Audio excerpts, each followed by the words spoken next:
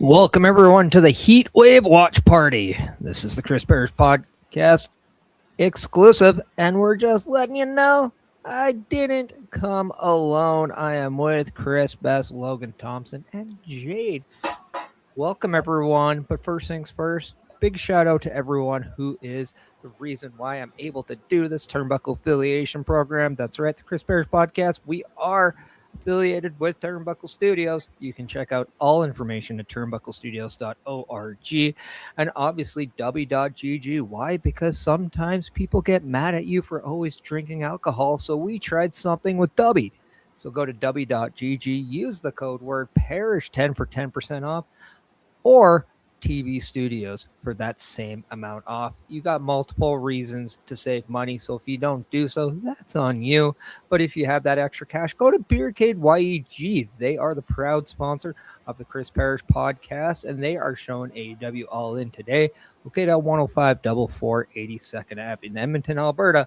They are the home of many WWE PLEs, AEW pay-per-views, as well as a lot of other events. So please go check them out, as they have amazing food and amazing culture and even more amazing arcade games. Who says no to free pro wrestling and arcade games? Beercade YG, they are the proud sponsor of the Chris Parrish podcast, where we present Heatwave from NXT with 6 amazing matches that you saw. Welcome, everyone. How are we doing? I am just tremendously excited for NXT. NXT always pulls out all the stops, but I've got to say, will it compare to what AAA did this afternoon? We'll have to wait and see on that one. I was going to kind of chime in on the end there with, it's interesting to always see how much NXT evolves. They change with the times, they get new stars, they build new stars, and people move up the ladder. It can be really interesting to see how these pay off throughout their entire summer program, especially with guys like Peter Parker, who could be going up to the main roster soon, and stuff like that as well. I feel like her getting that last natty push, or that last natty match, could more or less do that.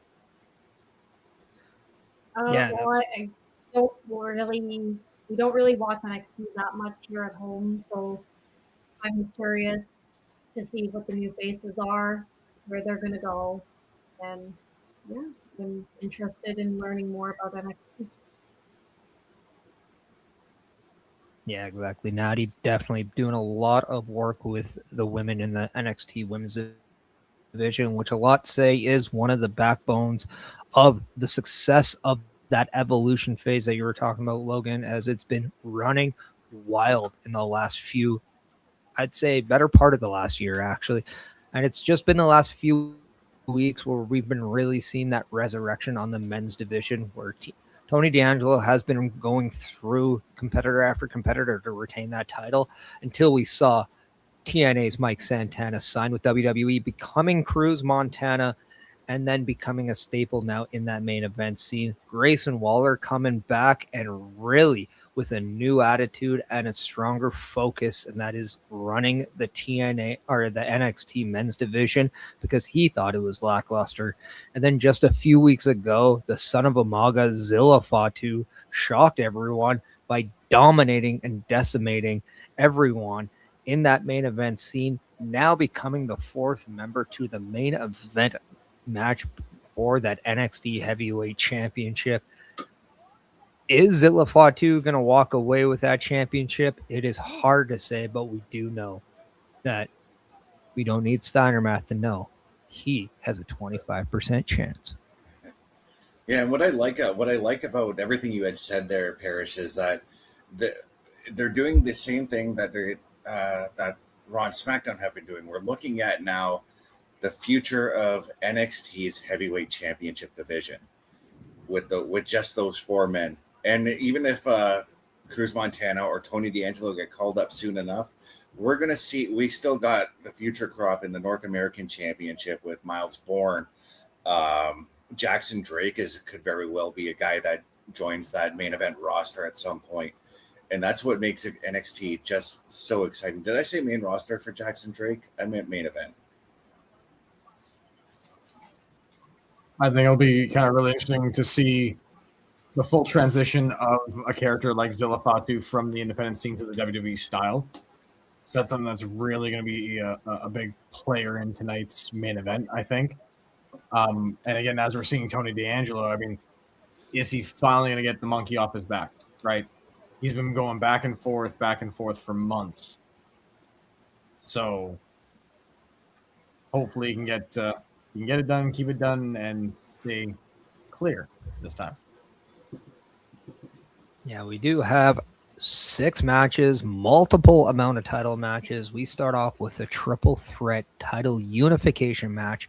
As we know, after tonight, the women's speed title will no longer exist, as Ren St. Clair puts it on the line up against Zaria's North American Championship. And then just this past Tuesday, we saw Callie Armstrong not just change this match, but change the game, as she has been very impressive since coming to NXT, defeated Zaria to become that third competitor in this match, making it a triple threat match. Could be very well that X factor in this match, has every bit of momentum going in.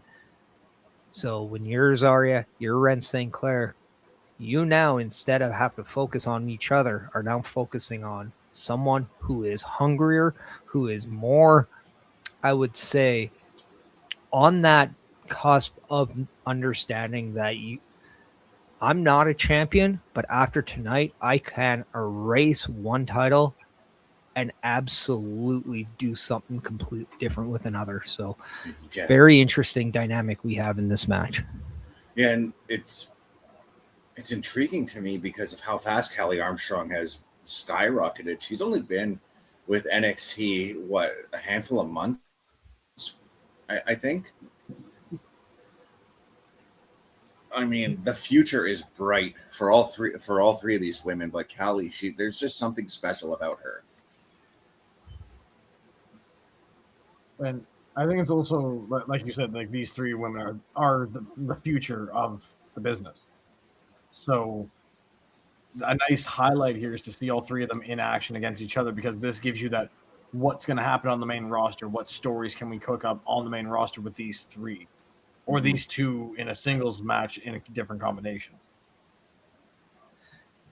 Yeah, and for people who don't know Callie Armstrong, she was a member of Evolve, was a champion in Evolve, then became a member of NXT, and has really been impressive since coming in.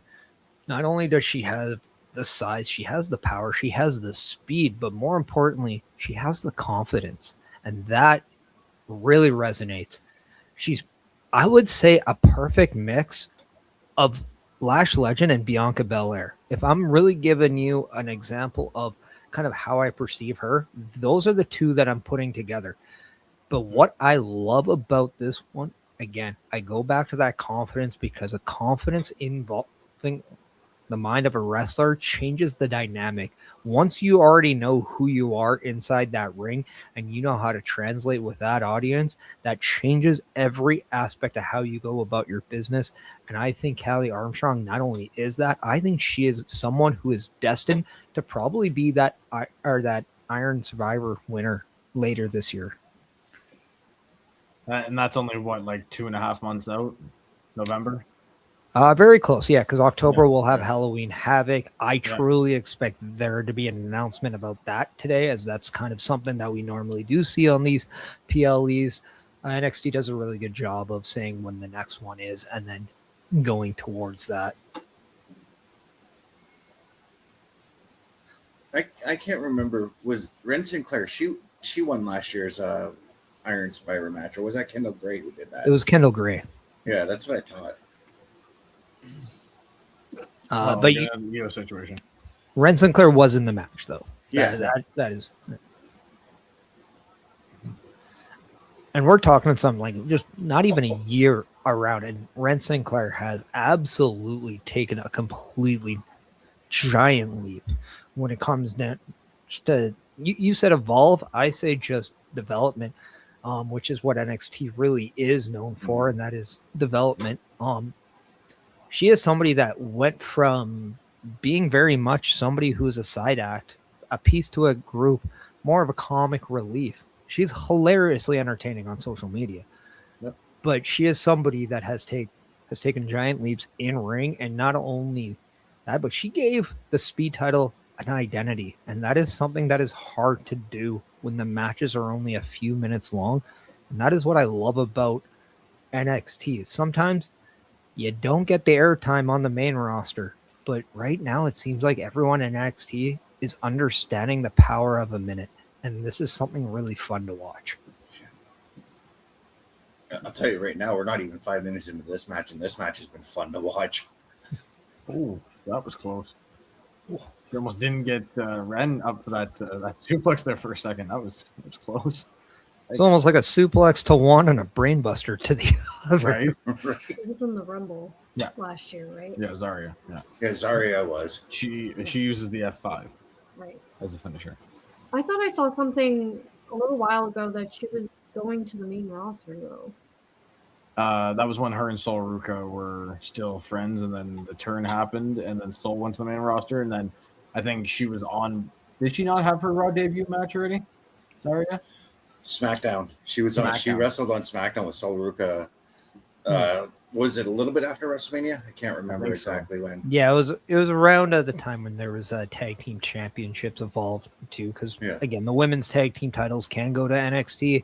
Normally, we don't see them in NXT, but that's almost an escape. And Sol Ruka and Zarya were really one of the only female tag teams in NXT at the time, so they got kind of a shot there. And obviously, with at the time Sol Ruka being not only the Speed Champion, but ironically enough, the North American Championship, the same two titles that are being unified in this matchup. Oh, wow! What speed? Braun Breaker? No. Who? Braun Breaker? Who? She just came out of that corner. Oh, she goes again. Oh, in the stairs. And Ren Sinclair's showing the IQ level she has. That she was smart enough to get out of the way. Miss Kelly Armstrong is looking for that running shoulder tackle. Like she absolutely took out Zarya. Now she took out the steel steps. Oh, hung up on the middle rope.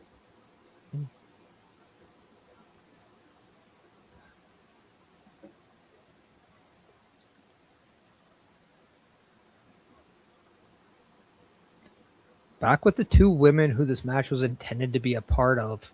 It's I always find this very, very difficult, but very interesting too, just from a dynamic. I like to put myself in the perspective of the superstars, the wrestlers, the entertainers. If you're Ren Sinclair or Zarya and you're preparing for one another, and then as of Tuesday, you now have to prepare for a third, there is a level of preparation that goes in against your opponent. So you know what you wanted to do against that specific one. Yeah. But now that the dynamic has changed, you have to wonder who adapted better. What was it, Zarya? Was it Ren Sinclair?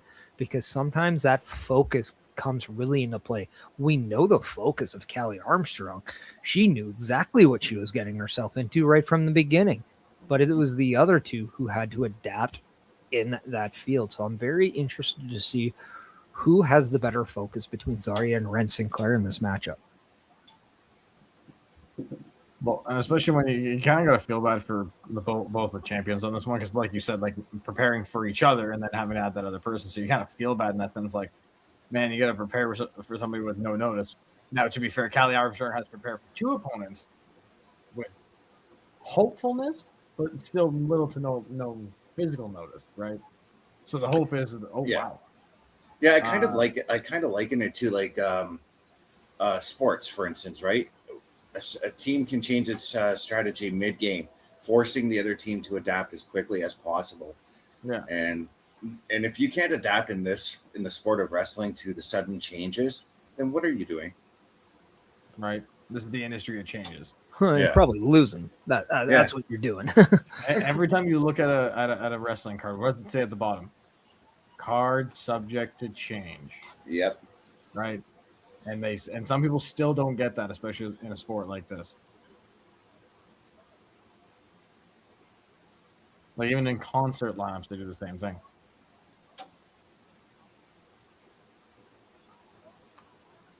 Oh, I'm really enjoying this intensity from Ren Sinclair. This is almost kind of like it's her coming out party in a weird way. It like she knows her title that she wore to the ring. She's not going to be wearing it anymore. So that has to play like just a mind game in itself. yeah. So in a weird way, I wonder if Ren Sinclair looked at this match from the beginning, understanding that her title was going to be gone. Does she look at this as a challenger to that North American Championship? Does she even come in with the understanding that I'm a champion? Or does she go into that knowing that I have a chance to become a new champion? And that's why we're getting this version of her right now. Because it's the intensity that I'm seeing is very good from Ren Sinclair. Mm. It's almost like she's defending yet challenging at the same time, right? Because she knows she's not leaving with the speed title, regardless if she loses or wins. But if she wins, she still walks into the ring with gold and leaves with the ring with gold. What a sequence going on here right now. Sorry, I was just like, and this is how a triple threat's supposed to be done. Not always does one person have to be on the outside getting laid out through an announce table or down by the steel steps, or you know what I mean, like I have sequences where everyone's involved. Like, and this is why there's, in my belief, that there needs to be more triple threat fatal four ways and fatal five ways. I mean, at some point, we're seeing that on SmackDown by the looks of it with a fatal five way. But I think it's nice seeing NXT that they employ a lot of like multi-man matches to keep things interesting. Yeah, I mean, you know what else? Go ahead, Parrish. I was just going to say that's all strategy too, right? Like I know from a viewing aspect, like we like the constant action. We like the boom, boom, boom, boom, boom. We don't necessarily like pause. And that's something that as we came to accustom in a while in wrestling, yeah, we wanted something different. I will be the first one to tell you, as a competitor though, if you're able to simplify where you got to go, if you don't always have to be run, that can work to your advantage. So I understand the whole, hey, let's dump this person out so I can focus on one at a time, because it's a lot easier that way. So again, from that perspective, I understand it might not be as entertaining to watch, but it works, and I can't fault that competitor from doing that.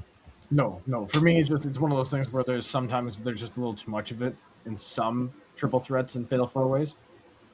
But once they, kind of all get back in the ring, that's when the action really picks up, and eventually the match does. But half the time, I find that like it's just a little too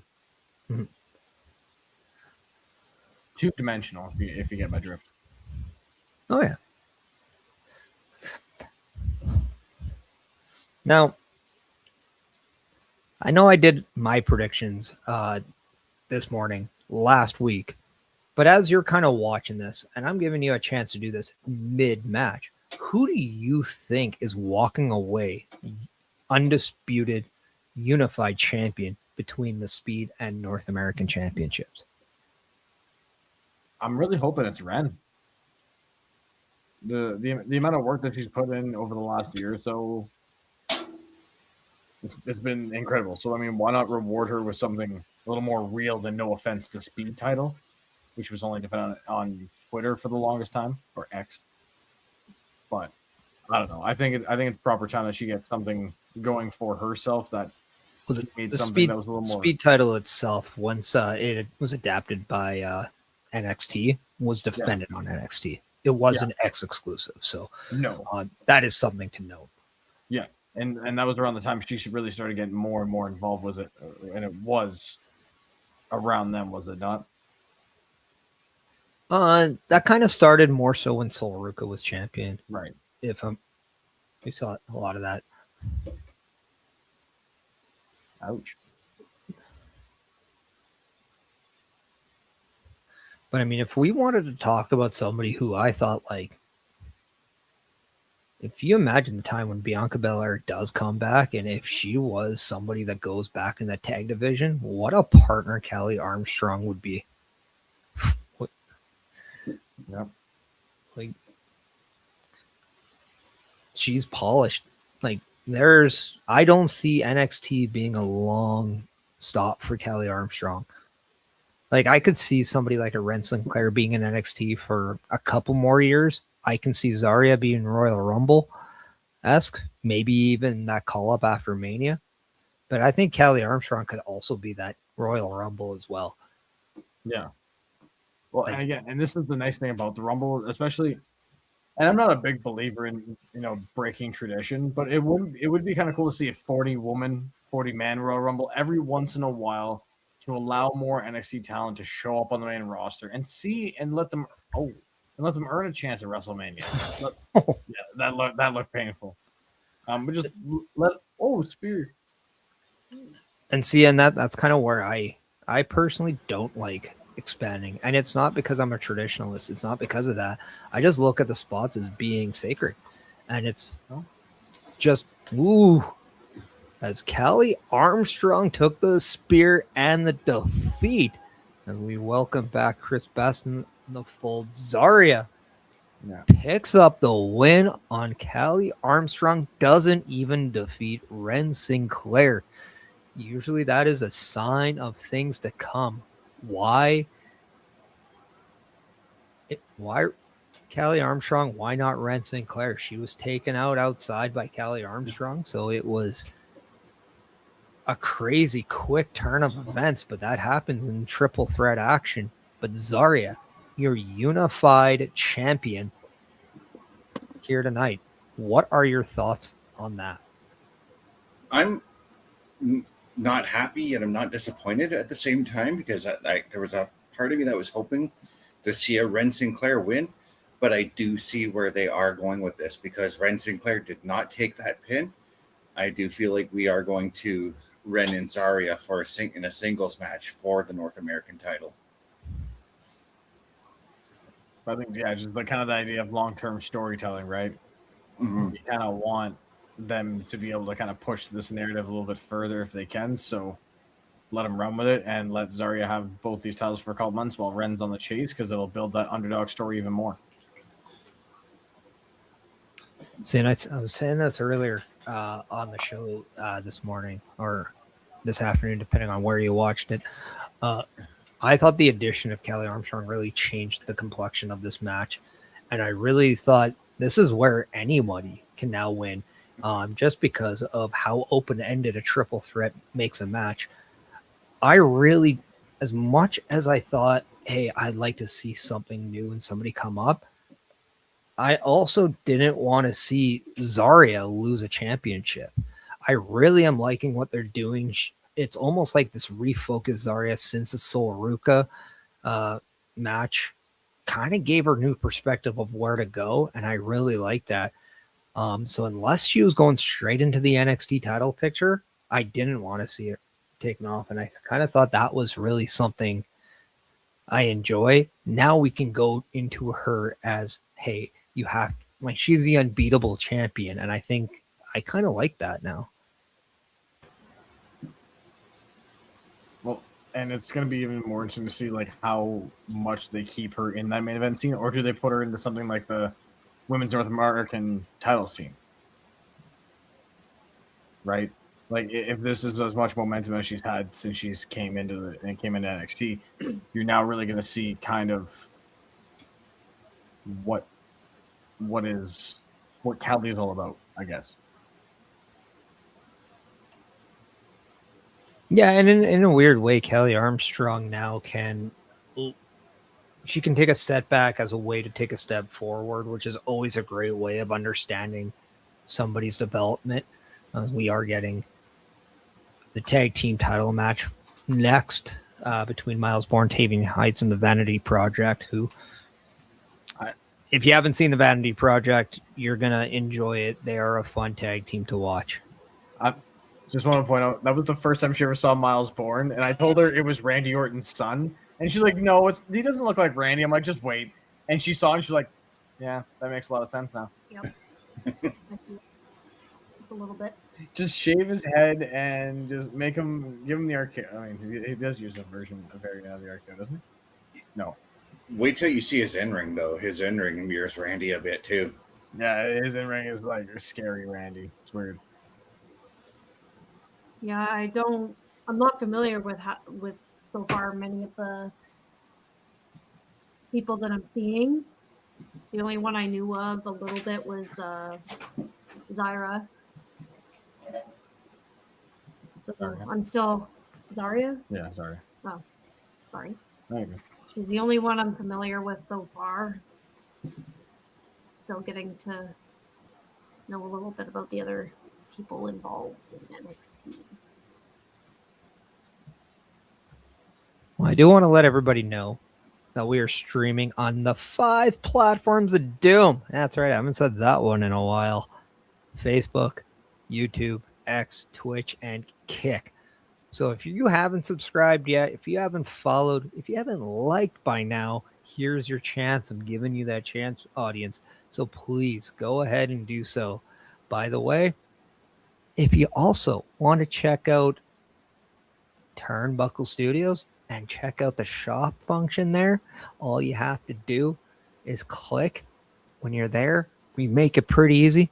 Go ahead and put yourself in position to get one of those Chris Bears podcast shirts or hoodies or pillows, because nothing says go to sleep more than the Chris Bears podcast, right, people? Yeah, that's right. Self-burn. High five. Yeah, that's what we do here. We have some For fun. merch. Yeah, it's a good little self plug. But if by chance you're like, shop, where do I get one of those? Well, guess what? I'm just gonna cut myself off right now and play this. The Turnbuckle Studios store is open for you 24 hours a day, 7 days a week.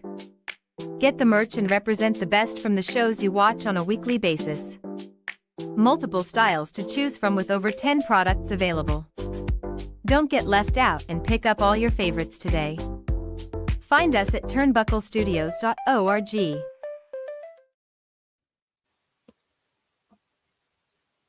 But seriously, everybody, it would be a great thing if you can, if you're wanting to, go there, support the show, support your favorite content creator from Turnbuckle Studios and the Turnbuckle Affiliation Program, because it does support us and go a long way of helping us out. We really appreciate it. By the way, I'll shout you out free. And with your permission, I'll even put you in the next video that says, go buy our stuff. I'll put you on a pillow if you really want to. I'll put you on a t-shirt. I'll put you on a hoodie. Maybe I'll even put you on a notepad. Who knows? AI can do some wonderful stuff.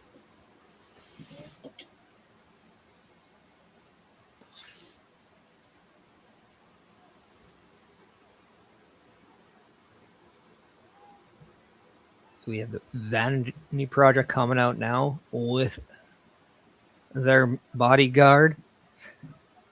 What? Now, I'm going to ask Jade now, just from a visual, what are you thinking about? They're reminding me a little bit about like Kit Wilson and that other guy. I forgot his name already. Elton Prince. Yeah, that's the vibe I'm getting right now, just minus all the flare at the end of their pants.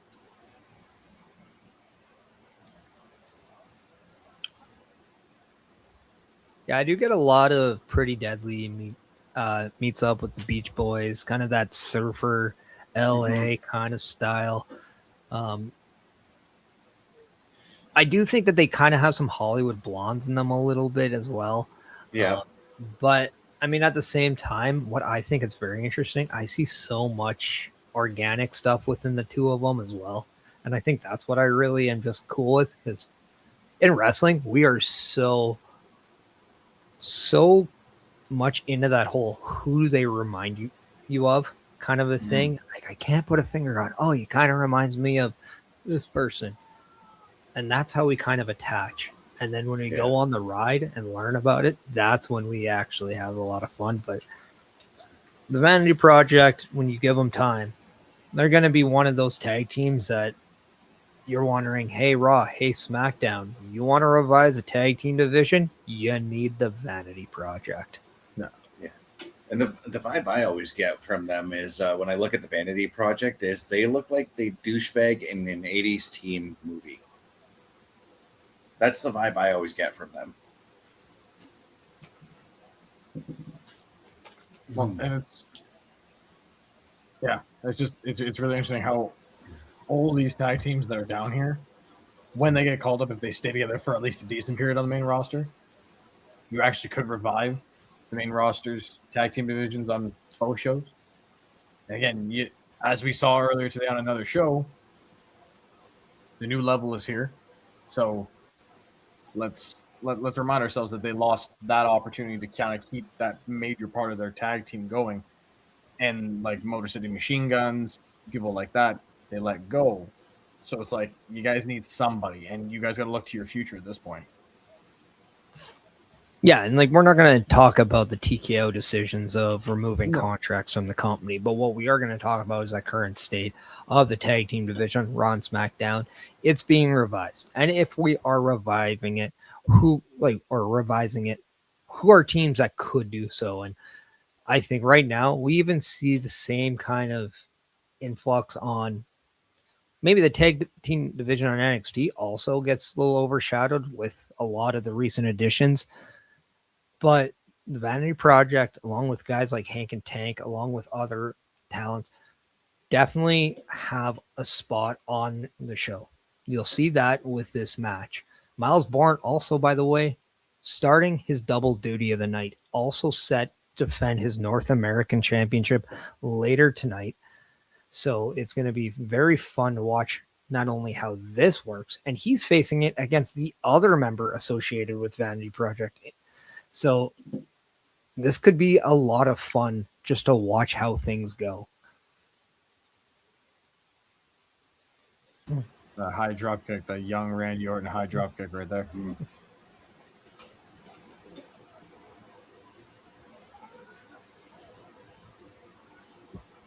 I sometimes forget just how explosive Tavion Heights is. Right. I like the way he's got the different color shoes on. I like that. Something different. You don't see that often. And even though Miles Bourne and Tavion Heights might seem like a very random put together tag team, they actually have history from the No Quarter Catch crew, and they actually do have history with each other. So they're not as unfamiliar as people might think they are, just because they went their own ways and had different types of success away from the group. So it'll be very interesting to see just how that works, because the Vanity Project, they came in together. So they're still gelling. They're still working. And in fact, I would even say they became a little bit more hungrier and dangerous without the titles than they did when they had them. Wasn't it just recently designed to be like that too? Yeah, wasn't it just recently that Tavion Heights was going after Miles Bourne for the North American title? Or he was involved in the angle for that title?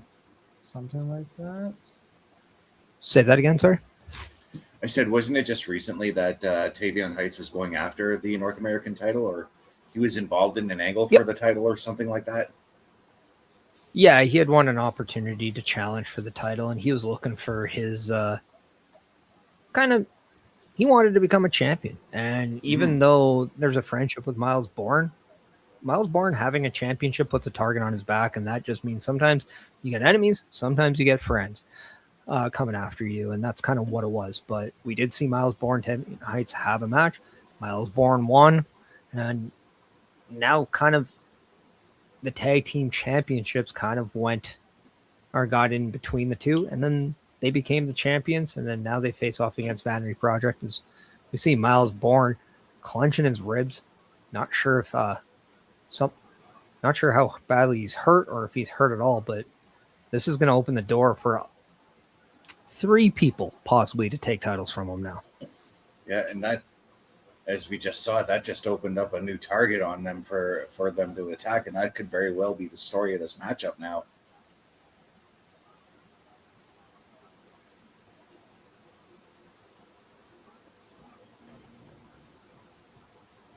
Yeah, it is really scary though how much he does resemble Randall Keith. It scares me. The boots, knee pads, the tights, tattoos up and down, look, the build, the way he moves, it's weird.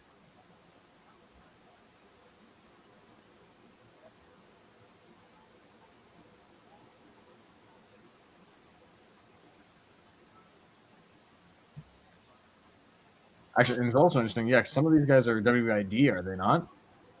Is not one of these guys from the Vanity Project, or is Micah Lockwood, or what was the name? Michael Lockwood was that Legends, or not that Legends, LFG. the what is it, that NFG stuff or LFG? Yeah. She was one of those. Yeah, that's where she came from.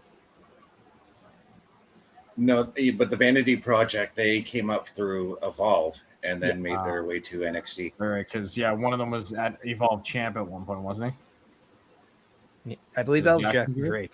he? Yeah. Mm-hmm. Yeah, who is going after for the North American Championship later. Yeah. Because the other two are Ricky Smokes and Brad Baylor, and that's why you Right. see the BB and the RS on the gear of each member of Vanity Project. We need to watch NXT more often too. Well, I was considering something in that regard at some point. Well, it's just because I know very little. I know very little basis. The last time we watched NXT consecutively was when Adam Cole was still there. Yeah, Oh, that was ages ago. Black and Gold NXT was peak That- NXT. That was 2016, The last I'm sorry, 2015 and 2019-ish. Yeah. It's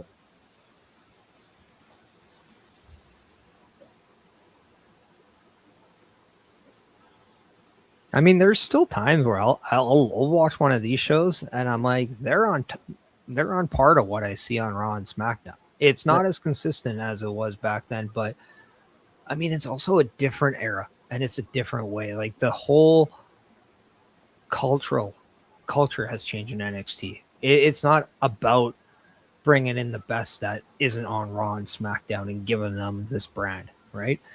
They are looking at a different way.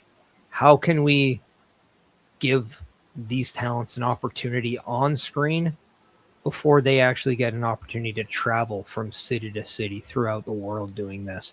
And I think that's what now kind of is that direction for NXT. And I think, as you guys know, as NXT is now doing more Canadian dates and more live events, we're going to see, I think, the show just even get better.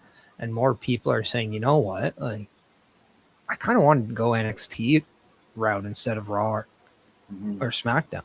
Like, I think we're going to get back there at some point. It's just not going to be to the highs of when that Black and Gold era is from, but no. like Was in NXT. I do think NXT and TNA mirror each other quite a lot in the sense of how they went from just their highs and lows. Makes sense. Well, and it's weird because like you've got some WWE talent going to TNA, and then you've got some going the other direction, but you see the more prominent TNA stars going to NXT, and more the younger talent needing a bit more of who need a little bit more time to go to TNA instead. But I mean, I get it, but at the same time, it's like, well, it seems a little one-sided, just tiny bit. But it's nice to see when you get like partnership that way. Yeah, and what I think is interesting, it's only used when it's needed. Uh-huh. And All the it's time. not overused, it's not abused. It's not in that way where it makes you tired of seeing it. But it's a vessel for improvement. And I think that's what we're going to like. That's how it should be. And that's exactly what we're seeing.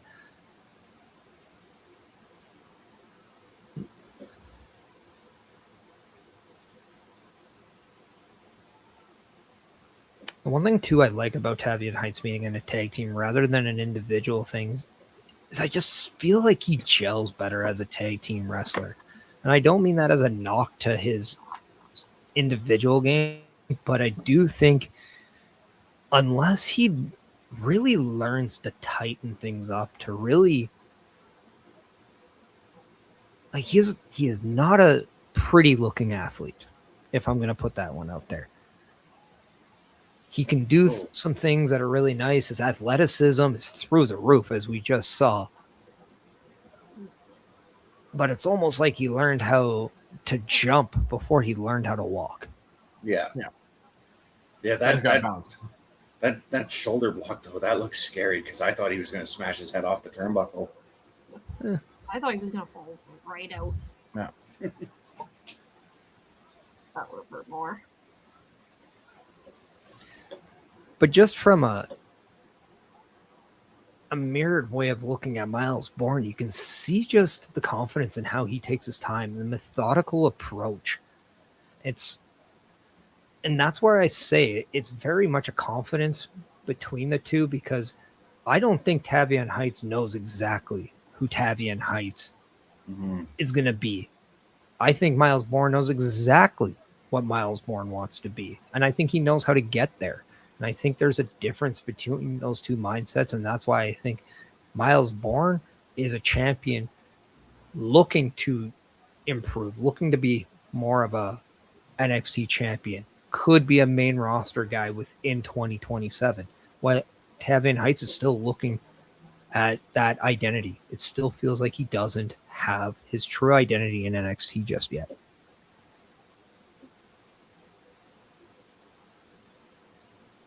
Yeah, I think they need. Like I brought up at the start of the match that Tavion Heights is a little bit on the explosive side. I kind of need him to control that explosiveness a little bit more.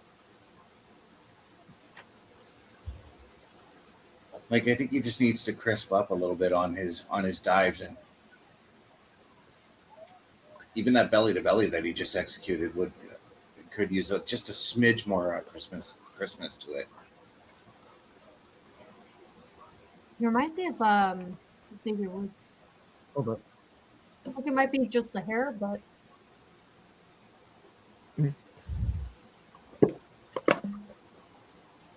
I think for me, one thing that gets me on Tavian Heights is that he almost looks confused in the ring as he does as I'm watching it. Mm-hmm. Yeah. And I think that translates. Like, that's the one thing. Wrestling fans can see right through good and bad.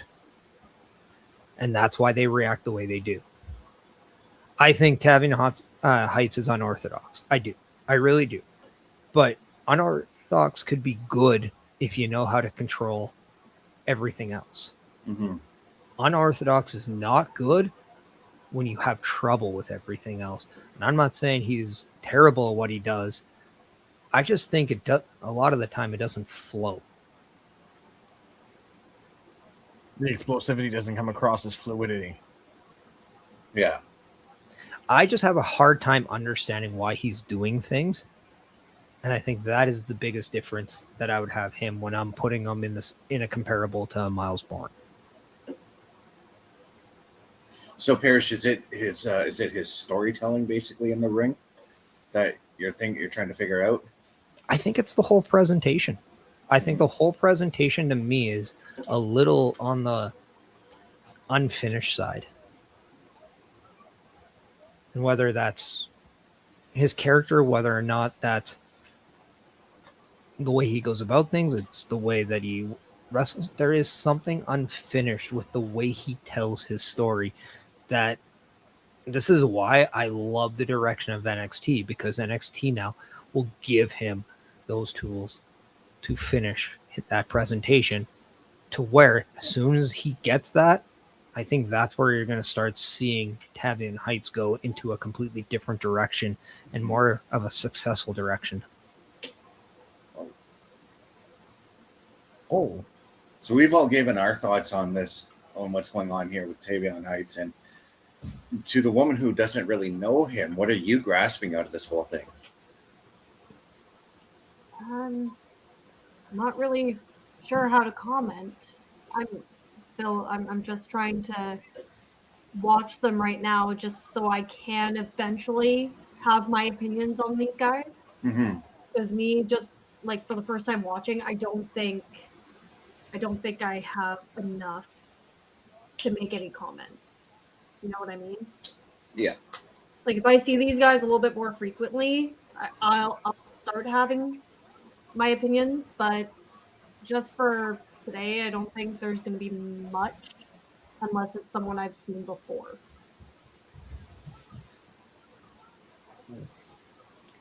Sinjin Number, I appreciate you coming in. How are you doing? But we are watching NXT Heatwave right now. We just saw the Vanity Project take the NXT Tag Team titles away from Miles Bourne and Tavion Heights.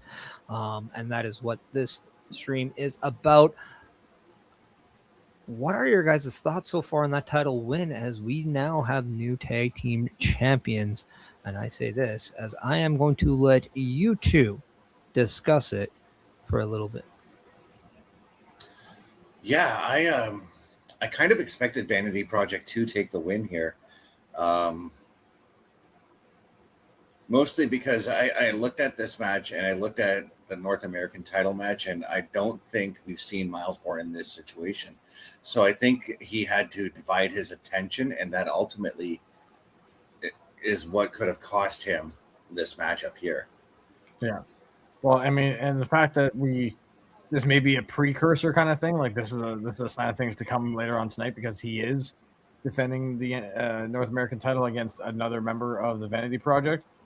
So I wouldn't be surprised, and I wouldn't doubt that at some point, or even in the next 10 seconds, we may see a bit of a turn from somebody. Or do we see that turn later? I'm saying later because I'm looking at Tavion's face, and he does not look happy, you know? Nope. And I get it. I mean, like, why would you be happy that you lost a tag team title match? Yeah.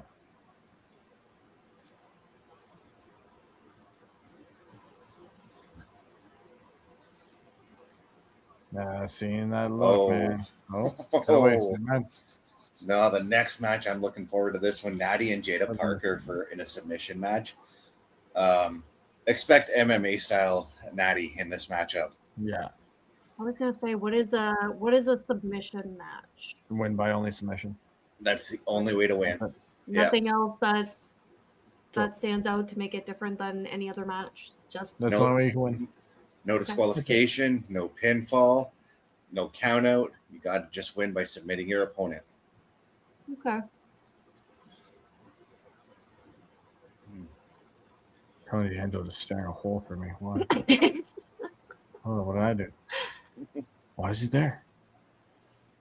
So far, I'm not mad at any of these matches, though. There's a lot of like action going on in the ring, which is good. Yeah. I like that. There's not a dull moment so far. That's why I'm watching the show tonight too, because I am going to NXT in October when they come to Sudbury. Yeah. Yeah. I was hoping to go, but I think I'll be a little tied up with schoolwork and kid and other stuff going on. Yeah. Oh, unfortunate, but maybe another time. Next time. Yeah. Oh, they're. Oh man.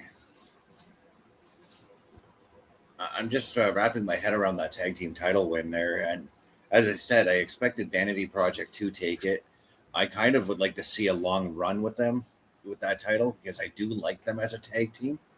I would like for them to cook a little bit more down in NXT before we see them go to, and I'm going to make an early prediction, but I think they go to the SmackDown roster if they ever get their main roster call up. Yeah. Yeah. And I wonder if, like, with that, I wonder as well, like we just kind of saw her in this whole promo thing here, like Jada Parker. I wonder if she's also going to head to the SmackDown roster. Because, you know, they also might want a person with her speed, size, and ability. So just add that extra depth to the SmackDown roster.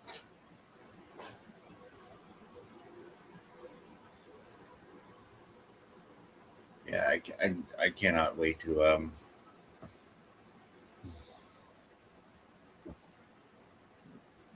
hold on a second. I just got a message. I just had to check quickly.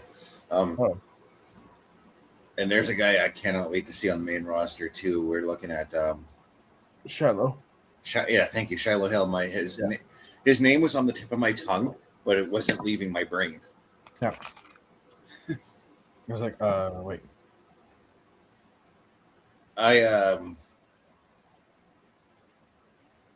I too see him going to the SmackDown roster if he gets the call up. I don't Yeah. know why, but he just looks like he would have a better fit there. Zarya, on the other hand, if she does go, for some reason I see her going to Raw. Yeah. Well, I mean, and it just, I don't know. Right now, we're kind of like giving up the roster in the sense that it just makes sense that we're going to try to predict where they're going to go. But as we kind of see, like with Natty kind of jumping back and forth, I feel like that's another way that some of these women can get back and forth from that and figure out where they're going to go. Is if Natty is fighting with them here, and then Natty either follows or she already goes back to Raw, and they go, "Oh, we have unfinished business." Those kind of ways as well. So there's interesting ways to kind of pull this off. As we welcome Mr. Parrish back to Hello. the show here. You see the 3 sets of Australian dates right there, so it makes me wonder, you know what? We have... I want to let everybody know that on those shows, we have a lot of tasks at hand. You saw me have to duck away right now. Why? Because I had to go attend to some things. That's why we needed some assistance. That's why Chris Best, Logan, and Jade, they're there. They took away my absence and kept you entertained because we like some help around here. And you can help us. All you have to do is hit the join button on turnbucklestudios.org. A Turnbuckle affiliation program is looking for more people. If you have passion level for pro wrestling, sports, video games, or something else, then Turnbuckle Studios is the place to be. If you have ever wanted to pursue content creation and want to join our team, then we would love to have you. Check out turnbucklestudios.org or contact us by email today because your future is now, and we want you to tap in.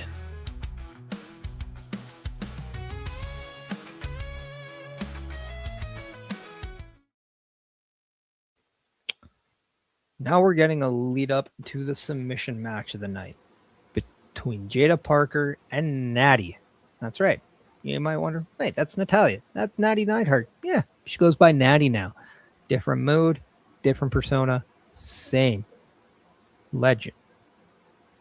Submission match that we're getting between these two, we have seen this build up for weeks now on NXT. Now it's coming to fruition here tonight. But who wins is in Natty, the submission specialist. The only woman to come out of the Heart Dungeon. Or do we see Jada Parker completely change the script and tell Natty, I'm going to make you quit? What are your thoughts going into this match? I'll start with you, Logan, and Jade, because I'm assuming, Jade, you don't know much about Jada Parker. No, I don't. But I know Natty, but just given the fact that she's supposed to be in NXT right now to help like get these female wrestlers going, like start their careers, get them where they need to be. So I'm assuming that Natty will not be winning this one. Simply because like I feel that she's supposed to be there to help show how good Jada Parker is. You know what I mean? Like I feel like that's what's gonna happen. I'm not sure if Logan feels differently, but No, I mean that kind of makes sense, right? Like this is, I feel like this is going to be one of those like, yeah, Natty's going to continue to kind of help, you know, the women of the NXT roster get ready for the main roster because I feel like Jada Parker is very close. And I feel like she'll be one of the next call-ups that gets going up there. Mm-hmm. So with that, I mean, you might as well have this kind of match go in that direction. And, you know, usually if it's against somebody else, you try to put over the other talent, but Natty doesn't need to be put over at this point. She's already over the way she is. Yeah, Natty is a dangerous woman when it comes to these matches. And but on the flip side, Jada Parker is also a dangerous woman. There are things that Jada can do that we haven't seen yet. And that's why, like, I'm mulling this back and forth in my head because we've seen things that we haven't seen things, everything that Jada can do. but Natty also has a bag of tricks that she can pull out of, and she can pull from the past, like what her dad used to do, because her dad had a bag of tricks that he would pull out too, and so did her uncle Lowen, and that's what made them dangerous competitors in the ring. And as we're seeing right now, Natty doing that MMA style of wrestling that I expected, and Jada Parker fighting back on that one.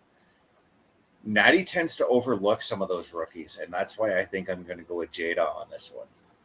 No. Do want to mention out they did say the rules of the submission match, the only way to win is by a tap out. Tap out, saying I quit, kind of things like that. This isn't an I quit match. But if you're on a submission hold and you're unable to actually use your hand to tap out, a referee can accept the I quit as a form of tap out. Yeah. And those are those specific rules to this match. And Jada Parker also showcasing with her entrance video. Grand Theft Auto right there. Make sure you grab it when it comes out. Going to be an absolute game changer. But we're not here for Grand Theft Auto. We're here for Jada Parker trying to tap out a low-key legend in Natty.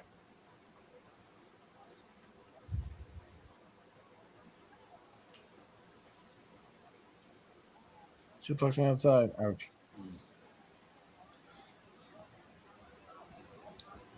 Now we do have Natty with some help here.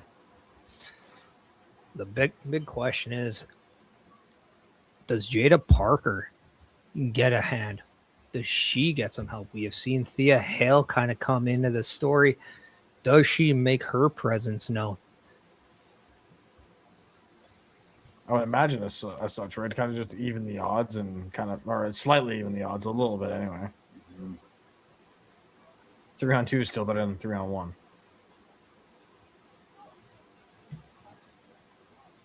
I mean, this could be a great way to introduce a new talent to NXT as well. Yeah. So, I mean, a lot of things could go a lot of different ways, but what I'm very intrigued with is just how each person is going to go about this match. We know how polished and how experienced Natty is inside the ring. That doesn't need to be said. We know she has an approach. She has multiple championships won by getting someone to the point where when you slap on the sharpshooter, it's game over. For Jada Parker, however, this isn't necessarily her game. So how does she translate into the submission game?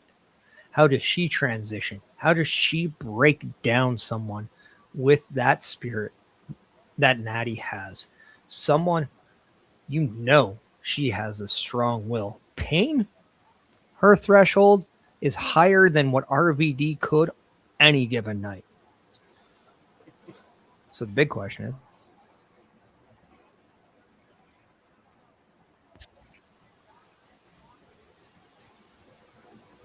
Nope. I think. Oh, we lost you there for a second, Parrish. We're frozen. I don't believe I am. Not now. No, it was. Yeah. Oh, you're back. So how does Jada Parker get past the will of Natty Neidhart? You just have to Wearing have her that. out. Yeah. You just have to have that intestinal fortitude. Yeah.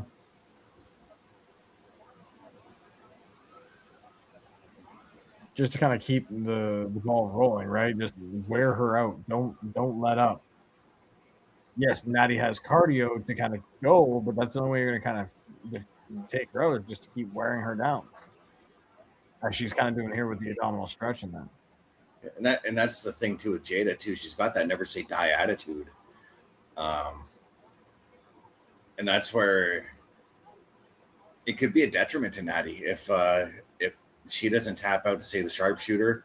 Let's say Natty throws the sharpshooter on her like 3 times. She doesn't tap out any of those times.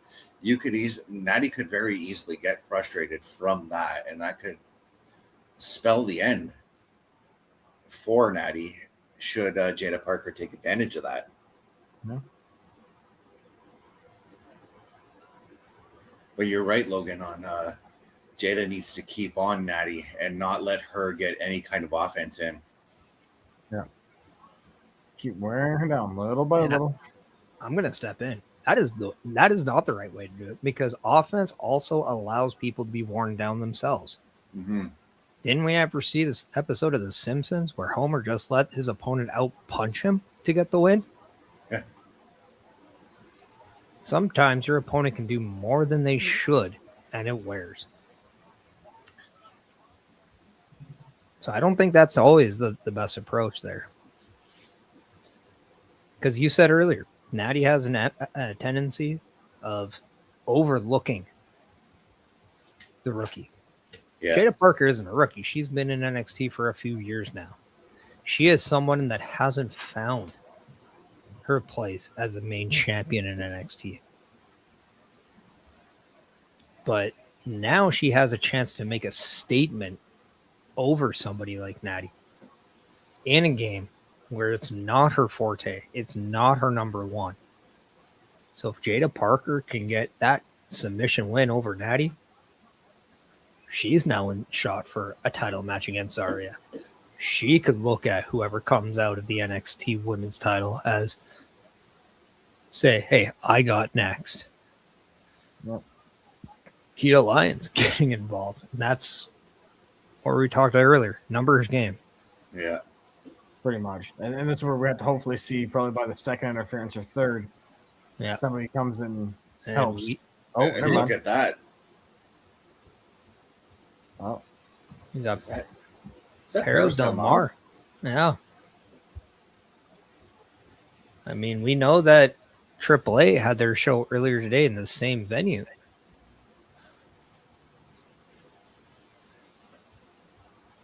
Yeah, and that just means that they're calling Carmen Petrovic back there. Yeah. And this is kind of the being torn between two sides. So now we've seen the loyalty come into play for Carmen. Who is she more loyal to? She just made her choice. So now a 3-on-1 just became a 2-on-1. So if Thea Hale does come out, she has now evened those odds. But you have to wonder, if you're Natty, you have to have words with your fellow Canadian, Carmen Petrovic, right now. Right? You mentioned Thea Hale. The question I have is, after the grueling gauntlet match she was in earlier today, what kind of condition would she be in to show up for this?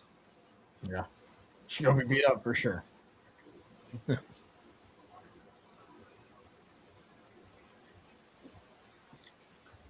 I mean, she would still show up because, it could show up because Thea Hale is quite possibly one of the more loyal wrestlers I have seen. She's loyal to anybody she aligns with.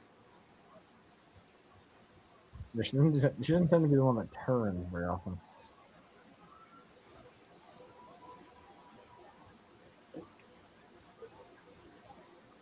I kind of wonder, does Natty even know that Carmen has left her right now? Yeah. She stayed on it and then now is taking a huge just wave of attack from Jada Parker to the point where I don't even know if she's noticed that she only has one person now out there on her side, and that being Nikita Lyons. I was going to say, what's interesting to note about Nikita is I noticed she keeps looking back to see where the heck Carmen had gone to. Oh. Now Jada putting in the rings of Saturn. What a cool submission maneuver.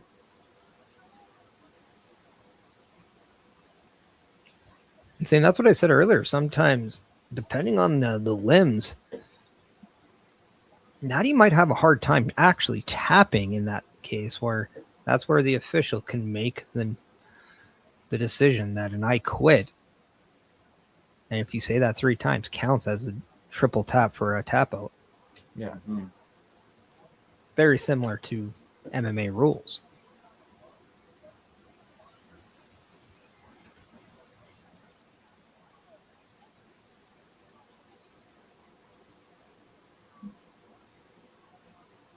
Oh, right into the cross armbar, or at least trying for it. And that just shows her experience in there with that submission wrestling. A lot of the Western Canadian style does go from just that chain wrestling transition. That is something that you see a lot, especially out west in Canada. That is exactly how I was trained as well. So, Natty right Definitely back into another submission. Nope. Definitely something that Stu Hart was really well known for showing a lot of his students. Yeah. And we got a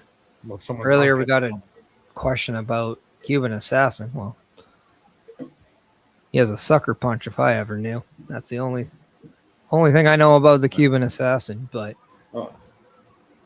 Cuban Assassin could probably tell you just how tough a Stu Hart submission is, and we all know that Natty has learned from Stu. Yeah. No. She still.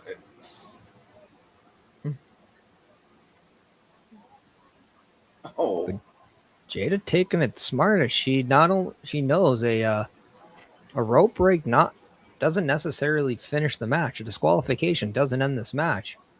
Well, that answers my question about Thea Hale. There she is.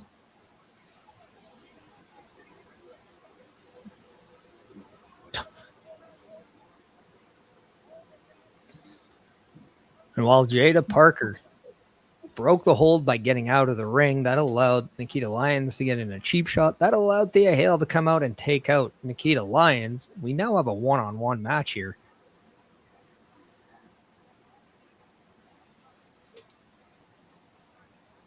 And Natty saw all of that, but she does not. It does not look like it phased her.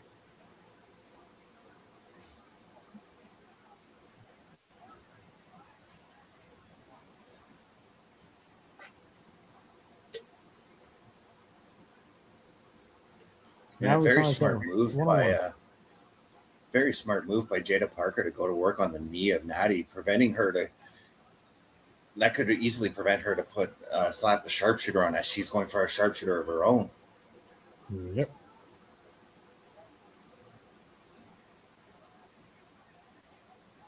Gimmick infringement. But if there's one person that knows how to reverse the sharpshooter, it's a Hart. You would hope so. Yep.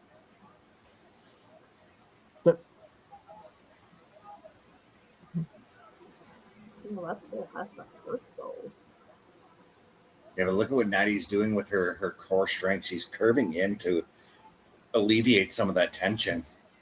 Yeah. What she's doing is she's twisting her body as well. That allows the pressure to be off her backside. And just being able to. But she couldn't twist. You saw the limbs, you saw the size of Jada Parker. It's a little much. That's why nobody liked The Rock when he had the sharpshooter on. He was too big. Jada Parker showed you why. Size matters in the sharpshooter because it hurts so much that even Natty had to say no more. Ouch.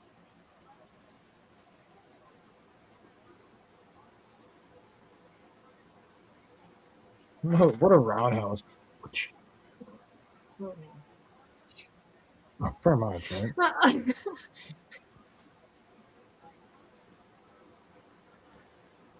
You have to wonder too, is Natty upset with Thea Hale? Is Natty upset with Carmen? Those are both a reason for Natty to be a little ticked off on top of this loss. Yeah.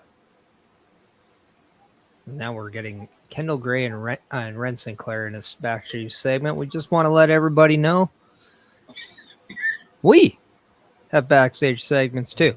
But they're usually telling you, hey man, what are you going to do on your next show? And in order to know what that next show is, let's check out the calendar. Turnbuckle Studios and the Turnbuckle Affiliation Program bring you the week of streams. All times are in Eastern Time. Monday nights, we survey the scene with the Raw Patrol at 8 p.m. Tuesday brings you the flagship show, Turnbuckle Talk, at 8:05 p.m. Wednesday, we play games with the PlayStation Showcase at 8 p.m. We then come back to life with Respawn Protocol at 9:30 p.m. Thursday, we start the day off with Words with open mat sessions at 12:15 p.m. Then we unleash the beast with Xbox Showcase at 9 p.m. Friday, we lay Teth It Down with the SmackDown Security Detail at 8 p.m. The night isn't over as we have Respawn Protocol at 10:45 p.m. The weekend brings you Saturday Night Gaming at 8 p.m. only to watch you jump with the Fear Reel at 10:15 p.m. On Sunday, we get wired with the Chris Parrish podcast at 12:15 p.m. only to get educated with the Locker Room's Wrestling Recap at 7 p.m. completing your visit with open mat sessions at 9:15 p.m. Don't forget PLE Patrol and other watch party streams can happen at any time, so all weekend programming is subject to change. Be part of the shows and join the chat every day. You can always check out all of the latest episodes on turnbucklestudios.org/shows.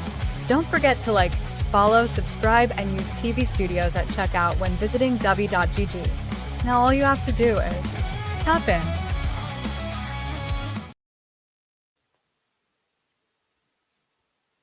So we've reached the halfway point of Heatwave. We are now 3 matches down. We got 3 left. We got that men's North American Championship. Miles Bourne takes on Jackson Drake.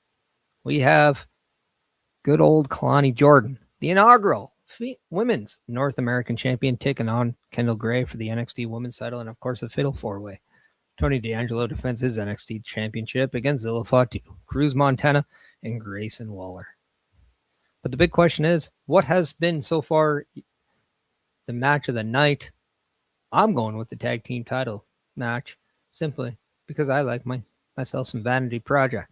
But that could be different. Best, let's start with you. So far, what's your match of the night? I'm with you. I'm going with the tag team title match. I found myself being thoroughly entertained with what Miles Bourne could do and the Vanity Project. Tavion Heights is, I'm starting to see some of that crispness that we talked about with Tavion, that's not quite there. But the growth within him is, it's there. I could see in about a year him coming to the main roster, maybe a year and a half.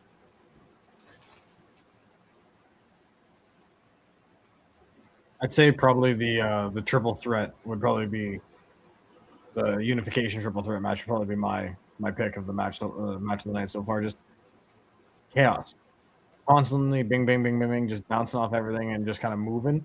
Yeah, it was fantastic. I'm going to agree with Logan on that one.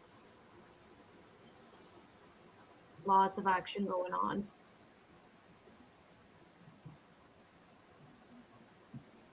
Now, I want to know what's more likely to happen on Tuesday. Do we have Natty cussing out Nikita Lyons? Do we have Natty cussing out Carmen? Do we see Nikita Lyons attack Thea Hale? Or do we see Jada Parker challenge for a championship? Which one do you think is more likely on Tuesday? Right away when you said that, I went to Natty cussing out her teammates there, and I pictured them almost standing side by side, like they're at the Hart family they're at the Hart dungeon, they're in the ring, and Natty is just chewing them out as they stand up against the ropes or something like that. I kind of agree with that one. I mean, after what just happened and Carmen kind of going back to Del Perros Del Mal, is that them? Del Perros? Yeah. Yeah. I mean, kind of abandoning your other team, showing your loyalty to your other team. Yeah, I would see that kind of being a main focal point of the next episode.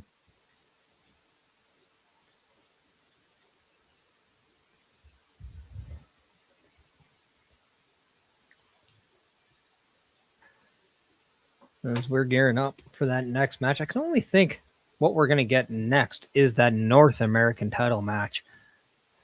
And we all know from that tag match what we saw earlier. In fact, it looks like we're going towards the NXT women's title match. So I'll wait. Because Kendall Gray, your Iron Survivor winner from last year, became your NXT Women's Champion earlier this year. She defeated Lola Vice for that title. She suffered a nasty ear injury during that underground match, but she didn't let that stop her. Showcasing her toughness, showcasing her talents, she has proven to be one of the best in-ring competitors NXT has today. She now faces somebody like Kalani Jordan, who is hungry to be champion. Has someone who set history, became the first women's North American champion in a ladder match, also has won titles at TNA. In fact, I got to see that in person. Oh yeah, you really have. She has yet to be crowned NXT champion and looks to do so tonight. The big question is, what will Kalani Jordan stop at to become champion? And can Kalani Jordan defeat Kendall Gray? Turn this over to you two. Yeah, I think that ear injury has to come into play here, and that's where Kalani needs to focus on if she needs to get that win over Kendall. But on the flip side, Kendall has had one hell of a year, and I don't know if I see that that steamroll of a year she's been having come to an end here tonight. Logan, what do you think, man? Honestly, like it is really hard to say. Like, Kalani does at some point, I think, deserve the opportunity to at least be called NXT Women's Champion for the amount of work that she's done in NXT throughout the last couple of years. So it'd be nice to see her finally get that crowning achievement moment where she can go, I'm NXT Women's Champion. This is my mountain. I climbed it. But at the same time, with the amount of amazing work that Kendall Gray has also put up this year and the improvement that she's gone through and the character work that she's gone through, it would be a disservice to take it from her right now. So I don't know if it's the right time to take it from Kendall Gray. But if the injury is that, it doesn't look that severe now in comparison to what it was when the bleeding and all the grossness was going on. But if she needs time off, then maybe pull the trigger now. When did that injury happen? 3 weeks ago? 4 weeks ago? Oh. No. Yeah, about a month ago, a little bit more now. It's been a wild month, though, for Kendall Gray.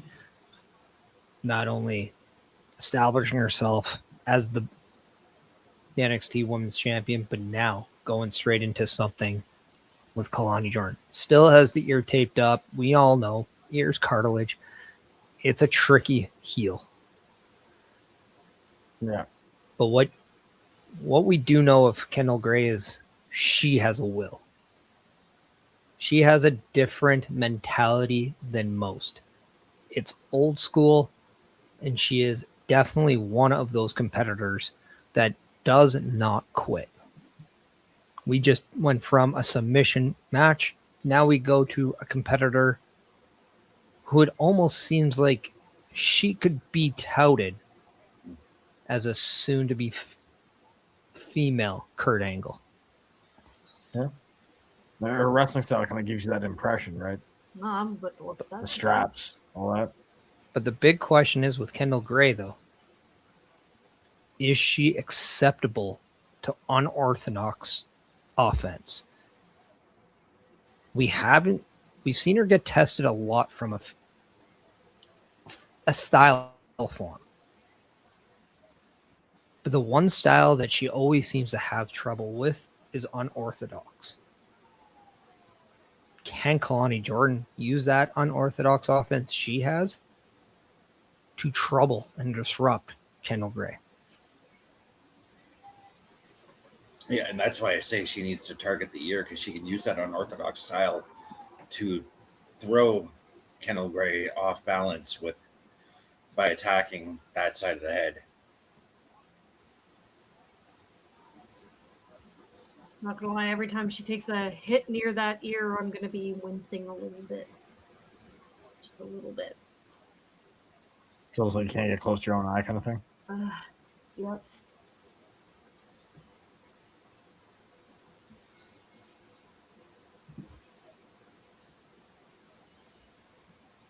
I feel like I've seen Kendall before. Had she made an appearance on WWE? No, I was watching Evolve the one time, and you came in and you were watching it with me a little bit. Is that what? Like, okay. I feel like I've seen her on like a Raw or SmackDown. Oh, yeah. No? Okay. I think it was one of those episodes of Evolve that I was watching, but yeah.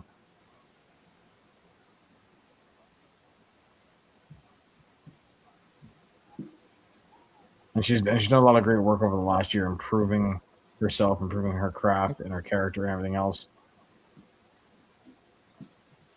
And you can say the same thing with Kalani Jordan as well. I mean, when she became the first women's North American champion, she was a little bit vanilla with her character, but when she flipped heel, I mean, the confidence that just radiates out of her has just been astronomical. And then let's not forget when she won the TNA Knockouts Championship, how that quickly made her a target inside the NXT women's locker room. She became more of an outsider. She became more of someone that many viewed didn't belong in NXT anymore because she made the choice to go somewhere else and be their champion. That changed the mentality of Kalani Jordan. That gave her this attitude that has really changed her pathway in NXT. And I might even say that has opened up her opportunities a lot more in NXT than before. We know she has the workhorse mentality. We saw that. Yeah. But now you add this unapologetic, more focused attitude that she has. I think she very well has the capabilities of winning tonight. I think what I'm curious is which competitors inside each other's head more? Because Kendall Gray's toughness and resilience can factor in to Kalani Jordan, but Kalani Jordan's attitude can weigh in to the mentality of Kendall Gray. So who interrupts each other more? I think it's Jordan interrupts Gray more. You know, like it just if Kendall's gonna get, you know, constantly beat up and targeted by somebody, like she said, like the target put on your back was by me. If that's the way that she's gonna go, then that person is clearly in your head. Well, they're clearly, or you're the other way around as well. The focus is going to be the other way. So, wow. We talked in the last match about how Natty's transitions were. I mean, look at the transitions that are happening between these two women right now. Yeah. Smooth. Well, we talked about Natty being an inspiration of her uncle Brett. Kendall Gray, an inspiration to hers was Kurt Angle. Two very different but very successful technical wrestlers. Yeah.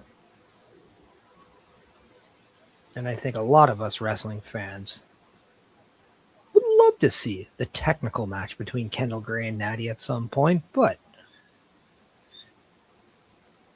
will that be for the championship?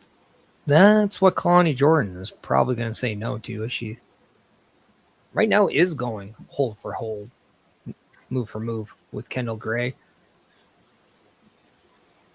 Oh, slippery.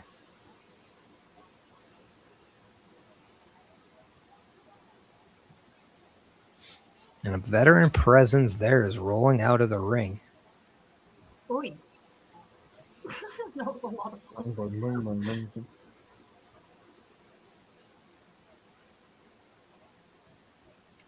But I don't know if you guys saw it right there. That's where the element to be Kendall Gray comes in. She does something pretty, and we all know that, but she takes that extra time to attack.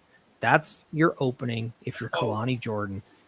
Take that moment that she takes just a little too long with and attack. Oh yeah. and make it count. And that's exactly what she's doing right now.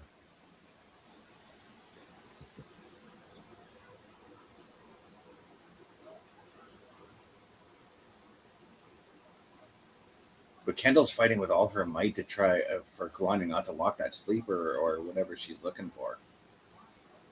Trying to keep her around, kind of pinched in between. It's a variation of $1 million dream right there. Yeah. Mm-hmm. But it is using both arms kind of to block kind of the airway.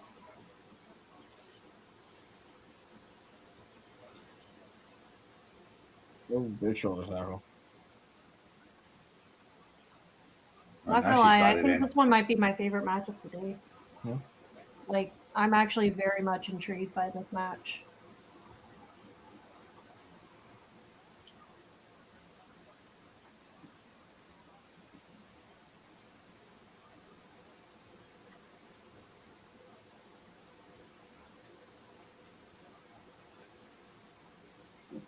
The fighting spirit of Kendall Gray always is going to be shown.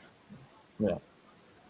But that what we just saw Kalani Jordan do, you got to attack. You got to hit the abdominal area. You got to take the wind. When you know somebody like Kendall Gray has that ability to go for as long as it needs to be, you got to cut her ability to breathe and to just react in a way where she can get that breath back, get that fight back. If you're able to take that gas tank away from Kendall Gray, you're able to really do some damage to the performer. Oh yeah. Yeah. Burn And out the gas tank, get rid of the person. we also saw her in that sequence too, starting to attack the ear of Kendall Gray as well. Well, and that's the thing. If you're gonna hit the head or the face area of Kendall Gray, it's almost very instinctive from anyone. If you're about to get hit, you're gonna move your face. You're gonna flinch one way. You're gonna turn the cheek on one way. Mm-hmm. And that's just an instinctual motion. And if you're turning that cheek and your ear then becomes exposed, that's just something that Kendall Gray has to be very aware with.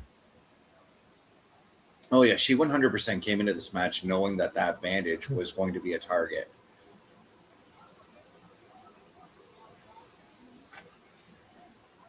It's almost like the what else thing in wrestling, right? Like what else is gonna happen? Someone's got taped up ribs, the ribs are gonna get attacked. Got a taped up head, the head's gonna get attacked. Ankle, foot, quad, whatever you want. It's gonna be exactly like that. Oh, I mean, it's similar to what we saw on SmackDown with Chelsea Green, right? Her face became the target in that tag team matchup, and that's what we're seeing in this match right here. yeah.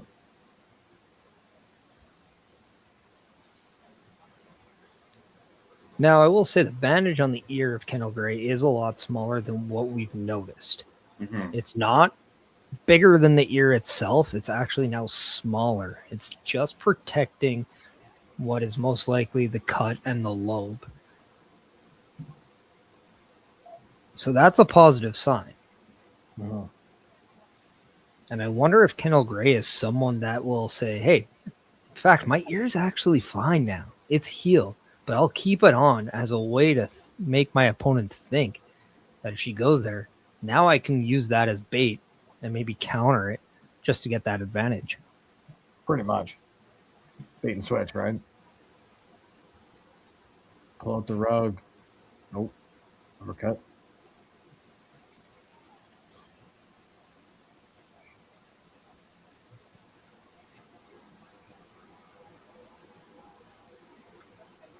That was a good one.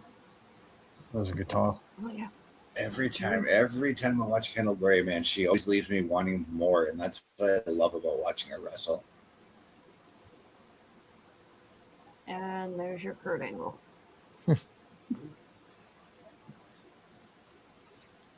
Then these are your Olympic style throws.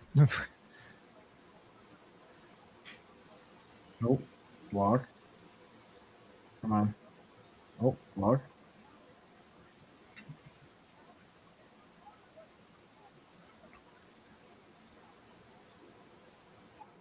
Oh, bridge.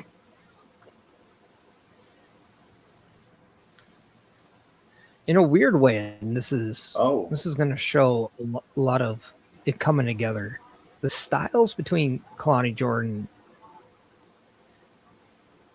Well, and there goes the earpiece that Kendall Gray has on, but the styles that we see these two have very much mimic a mirrored style. Mhm. Yeah. We know who runs NXT. That is Shawn Michaels. We talk about Brett being somebody that has inspired Natty. The last time we really saw two styles that translate each other so well, Shawn Michaels, Bret Hart. Yeah. We could very well be seeing a feud, a match that we could be seeing many, many times moving forward. Well, it's like your Oba, Jacob Fatu kind of stuff on the main roster, right? We should see that as much as possible. Braun Breaker, Oba, we should see that as much as possible on the main roster over time. These guys, it could be that same idea. Kalani's in trouble right now. Uh-oh. Spoke too soon on that one. That was just a really smooth attack right there. That was good.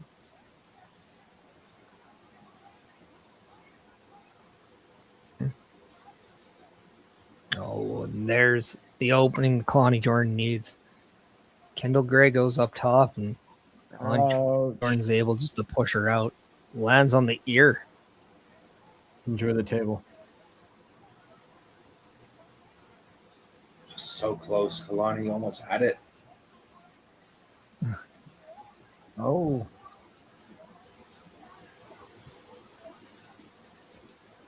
I don't know if that was just a smart move by Kendall to roll out, or if that was just pure instinct. But good on her to get out of that situation. Right. Either way, that is just the move you need to do. If you know as a champion you're on the brink of defeat, got to create that space. You got to make sure that your opponent, who right now is too focused on the official and why it was a 2 than her opponent, allow your opponent to come out. Allow your opponent to put in more effort to get you back in the ring. So by the time you're back in the ring, you have that moment of time just to kind of try to find a way to will back. Makes sense. Let it build.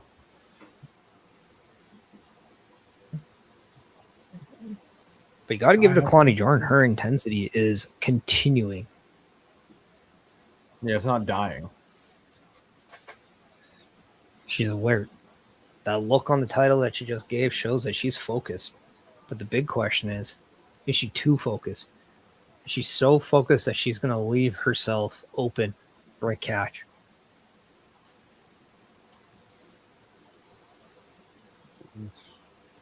And that's been the fault of Kalani Jordan in previous championship matches, is she does leave herself open.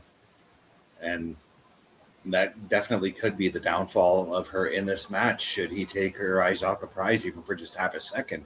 Because Kendall Gray can jump in and will snatch that from you. Well, I think, too, it's just more overconfident. And I think that's been a big mistake. We're seeing Kalani Jordan, that hard Irish whip into the buckle. But then she's taking, it could be too much time to do the next thing. But what she's also doing is she's not,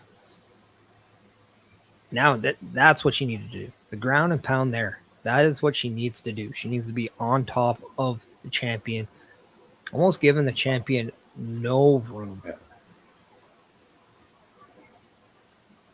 It's like an MMA when you have a submission. The submission is one battle. The other battle is getting back up.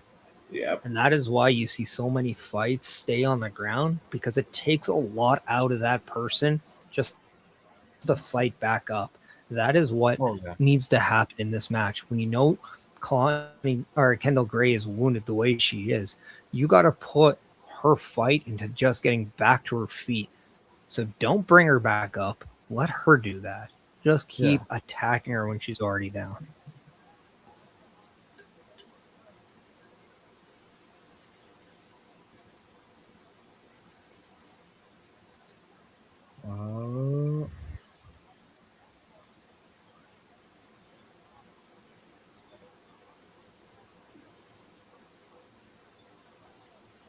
Oh, damn.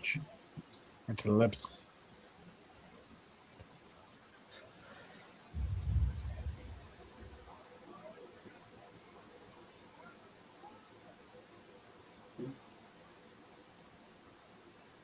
Oh, we're commercial.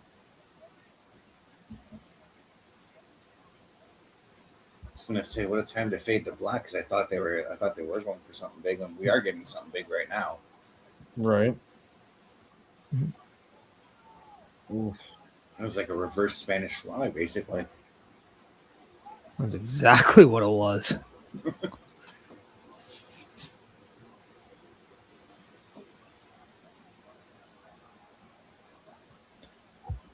Ouch.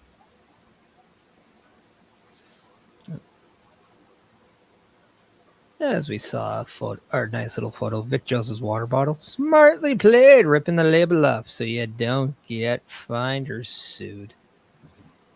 This is water. This was juice. Oh,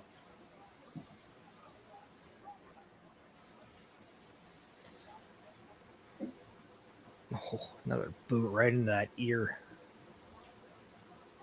Ooh, no. Don't do that. Don't do it. We talked about Kurt Angle being Kendall Gray's inspiration. This was a famous Kurt Angle spot that he liked to do. Right. I'm not gonna lie, I am going to pop the first time somebody's going to try to German suplex somebody off the apron and they just let go and they just fall completely on the back of someone. I am going to love when somebody just does that. That's good. That's tough. Oh.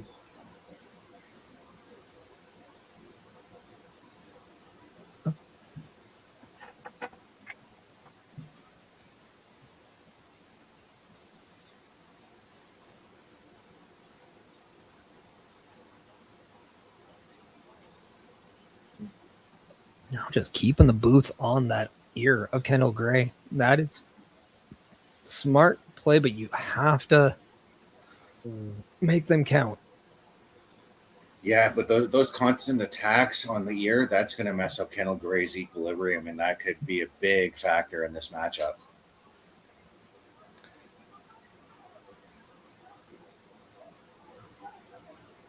As you can see, she is stumbling around a little bit as she goes from move to move. Oh.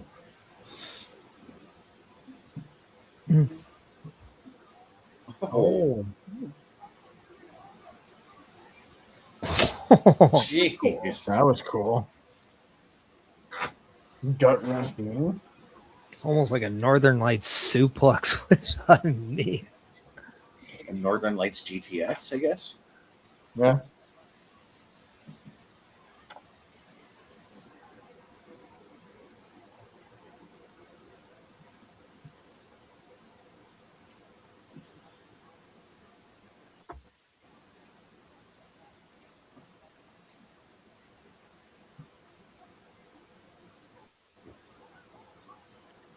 Wow. Damn, she put some stank on that one. And again. Oh.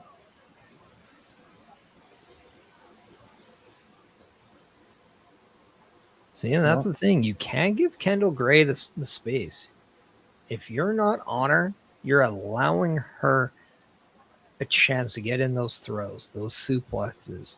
Oh, yeah. She has the hip movements to where she can snap one of those on with just a close distance. So you can't give her the space. Kalani Jordan did just that, and it worked against her. Nope. Big swing. Big messing. Nope.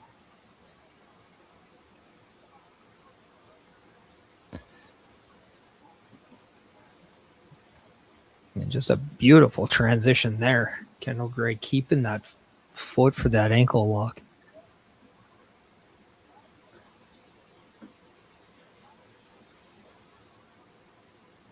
Oh. Oh. Your teeth. Right to the teeth. What's Kendall looking for here? She's going for that 450. Yeah. Oh.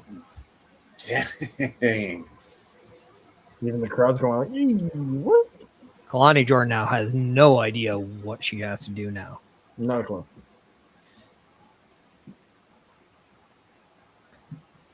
And I will say, if you're ever in that position, go back up and do it again.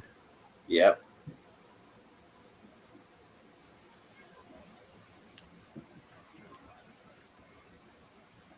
Oh, nope. But Kendall Gray, man, she's got that never say die attitude as well. And Beautiful downward spiral. it's being showcased well here.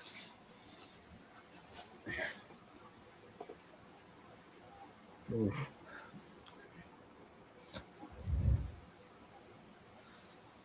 Yeah.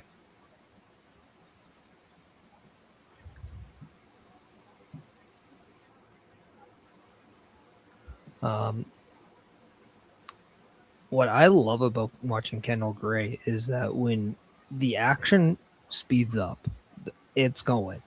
That's when she's more dangerous. It's almost like you don't want to go hold for hold at a quick speed with Kendall Gray. If you do that, you're going to get it. She has a counter for just about everything, and she has a throw from just about any position. Yeah, they're trained by the right guy. Does she have a collegiate wrestling background? Yeah. Thought so.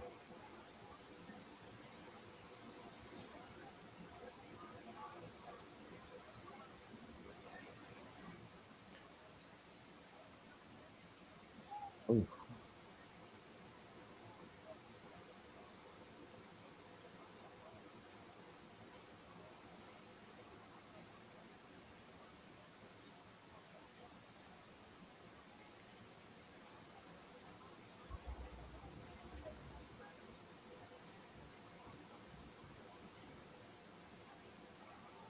Oh.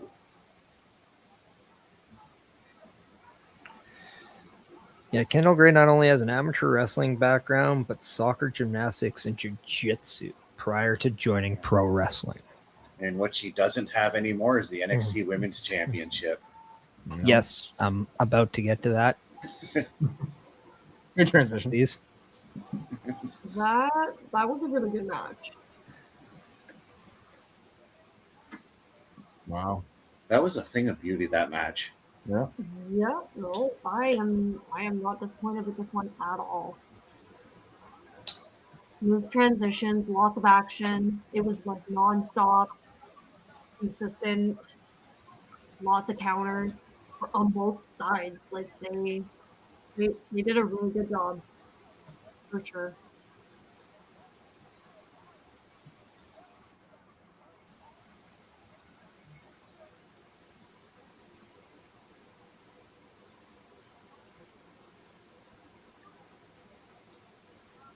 Nice.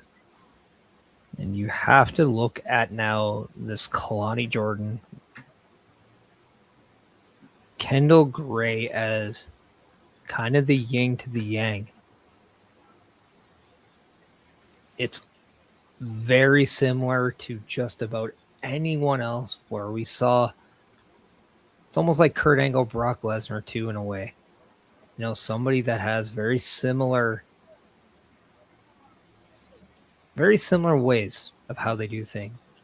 People remember Brock Lesnar now of, just a few moves, but nobody can. He's just strong. But back then, he had explosiveness. The guy had holds. He had a lot more. He had a technical game that was crazy. That when up against a guy like Kurt Angle, he was the kryptonite to Kurt Angle. We saw Shawn Michaels confuse Bret Hart. Now we've seen Kalani Jordan confuse Kendall Gray. We have to wonder, too, if there was no ear injury prior to this match, does it really go the same way? We're going to find that out sometime in the future. But right now, Kendall Gray using that to her advantage really made her a dangerous player in this game, because she took not just advantage of that, but she took the punishment from Kendall Gray and used that ability to overcome. And because of that, she has to continue that momentum now as NXT champion, as she is now in a prestigious little area of being one of the few to be TNA Knockout champion and NXT Women's champion in her career. Very small. And then also being one of the few to be NXT North American and NXT champion. That's also true. Yeah, I didn't think about that one. Yeah, I'm actually very excited to see this feud continue, because I like the way you pointed it out that she did win because of the ear injury, but the scenario does change if that ear injury did not take place.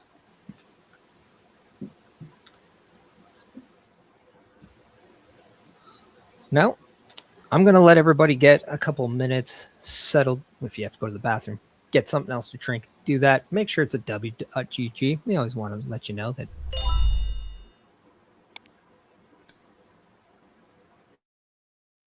Make sure you use the promo code PARISH10 TV Studios for that 10% off. But in about 2 minutes time, we'll be back with the action. So don't log off. Don't sign off. We'll be right back.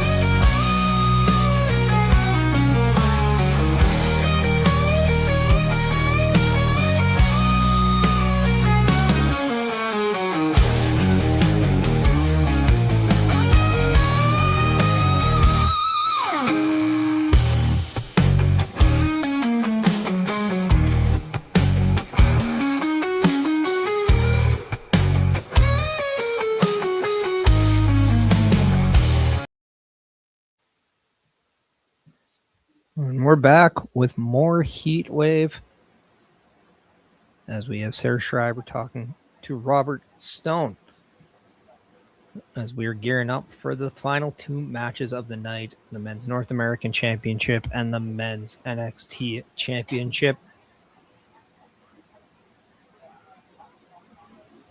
And we know that North American Championship is next.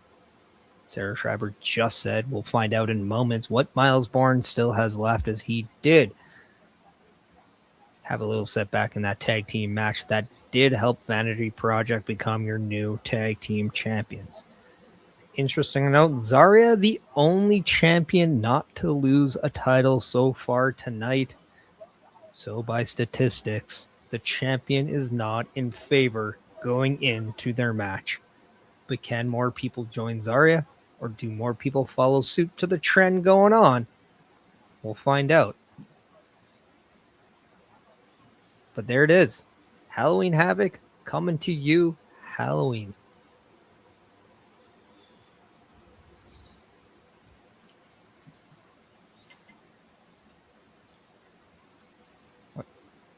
What are your thoughts about Halloween Havoc coming back and this time being on a very ironic day? It makes sense. I've always thought that Halloween Havoc needs to be on Halloween. I don't even think WCW ever put it on Halloween.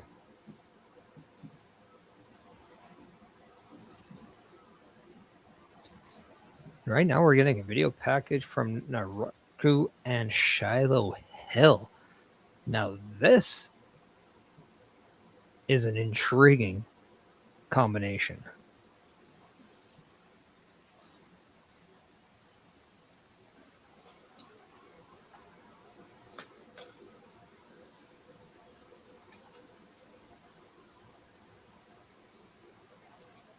So the question is, why is Naraku targeting Shiloh Hill? That's a very intriguing question. The one thing I've always thought about with Shiloh Hill is he always seems like he's the good guy, like everybody loves him. But I always envision that there is a darker side to Shiloh Hill, and maybe that's what Naraku is going to try and do, is find that darker side of Shiloh Hill. Probably a little bit, drag it out.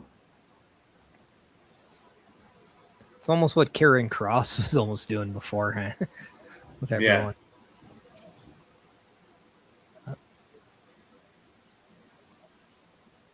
Do we see Tavion Heights costing Miles Bourne this match?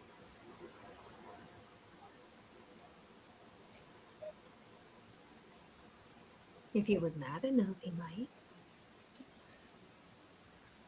I mean, he did not look too pleased with Miles Bourne getting pinned in the tag title match. Pierce, you got something to say there? Yeah, it's hard because right now we're seeing the relationship really come back.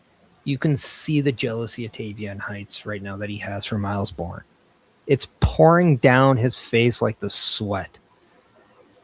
What I have to wonder is, does somebody like Miles Bourne showcase his ability? Because he knows that you're going to the ring possibly number game if you go up against Vanity Project as a whole. So is it in your favor to have Tavion Heights out there just because of the numbers game? But then do you look and see that same jealousy that is clearly there? Yep. Is that the best form of alliance? I don't know. But to answer your question, I think that jealousy always has a breaking point. Tonight just might be that breaking point. 100%. I think it's just kind of like losing the titles, him still having a title. No, you made me lose my title. You got pinned. I didn't lose it.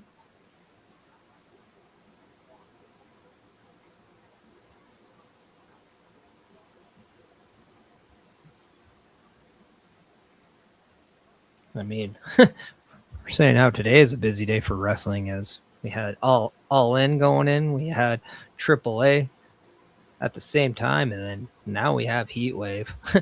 Yeah. On night one on Friday, September 11th, we have not only SmackDown, but also night one of Triple Mania. So gonna be a wild night there just inside the world of WWE. Who knows if more shows are going to be added to that night. I mean, I wouldn't put it past the competition to try and do a show that weekend. No.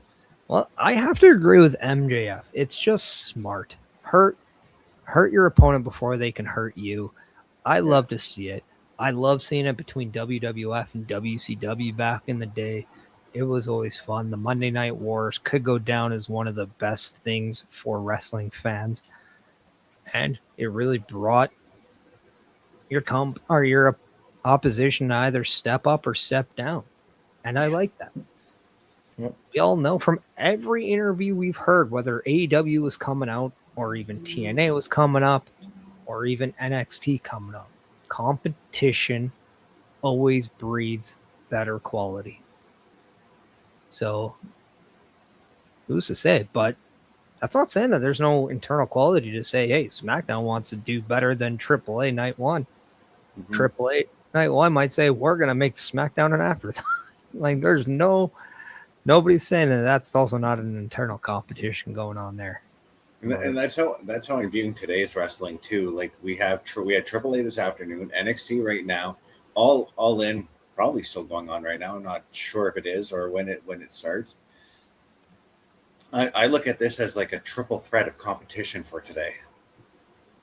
Yeah. 3 competing shows, more or less, but a little bit of overlap too.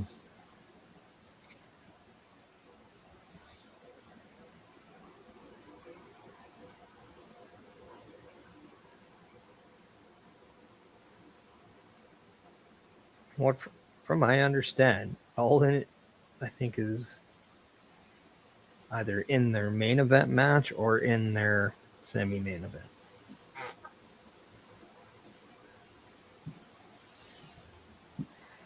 But regardless of how I feel for all three, I hope all 3 shows. Well, AAA did kill it. I hope AEW does kill it with their show as well. I mean, yeah, so far we've seen some different stuff from AEW today, if you guys have been paying attention to their socials at all. Yeah. Well, the one thing I said earlier is we have one set of fans that are enjoying NXT. We have another set of fans enjoying AAA and another set of fans enjoying AEW.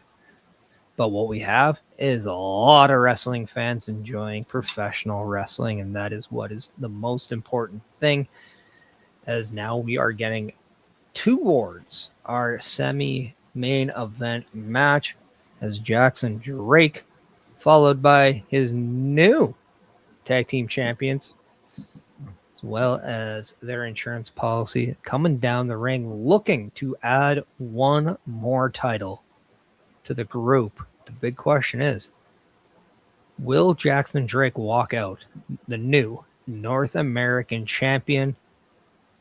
I'm going to start off in saying he's doing it. What are your thoughts?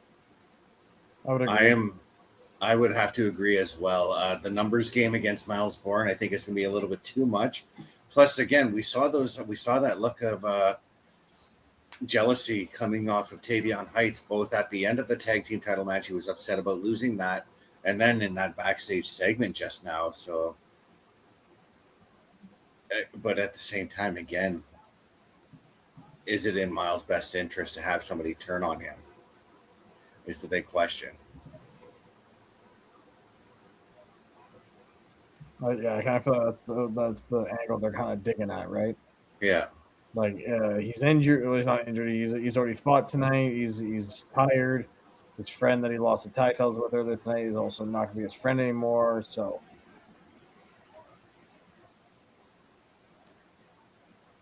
it might make sense if this drops. I think, too, if you're Miles Bourne, you're looking at it one thing. You've always wanted to do things on your own.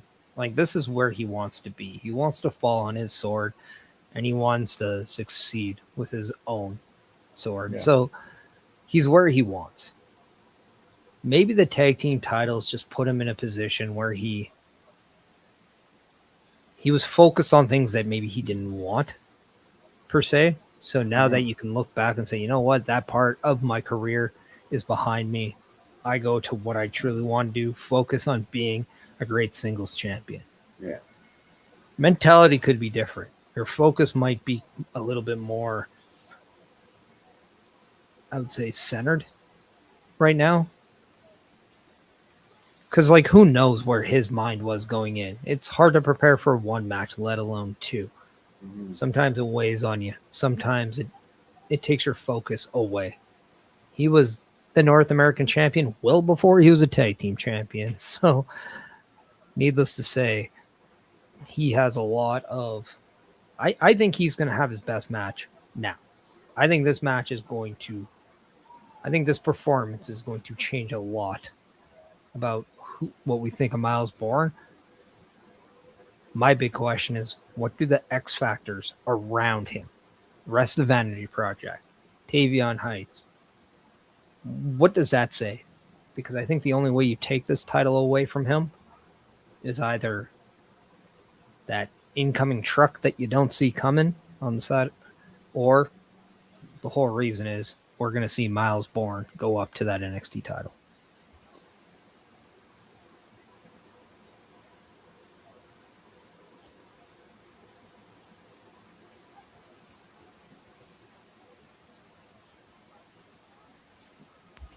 Sorry, didn't realize my mic was muted there. I totally think that's going to be like more the semi truck coming out of nowhere kind of idea, where we're going to get like Tavion coming out of nowhere, looking like he's going to help Miles, and then all of a sudden, nope.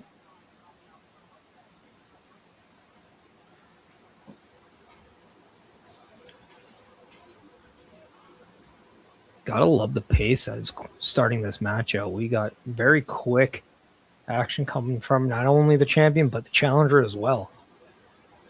I think obviously for Drake, you're giving up power. Mm-hmm. You might be giving up even speed. So you have to really come in this with the mental approach that Miles Bourne doesn't. Yeah.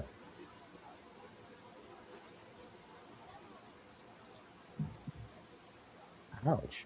We talked last match about how Kalani Jordan found the hole, found that one spot that really changed the course of the match. I think that's exactly what Jackson Drake has to do himself. Yeah, exactly.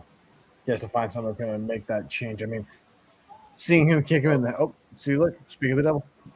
Mm-hmm. And you have to wonder, too, why did Tavion Heights wait now to come out? Why didn't he accompany his friend out? That, I think, is the big question.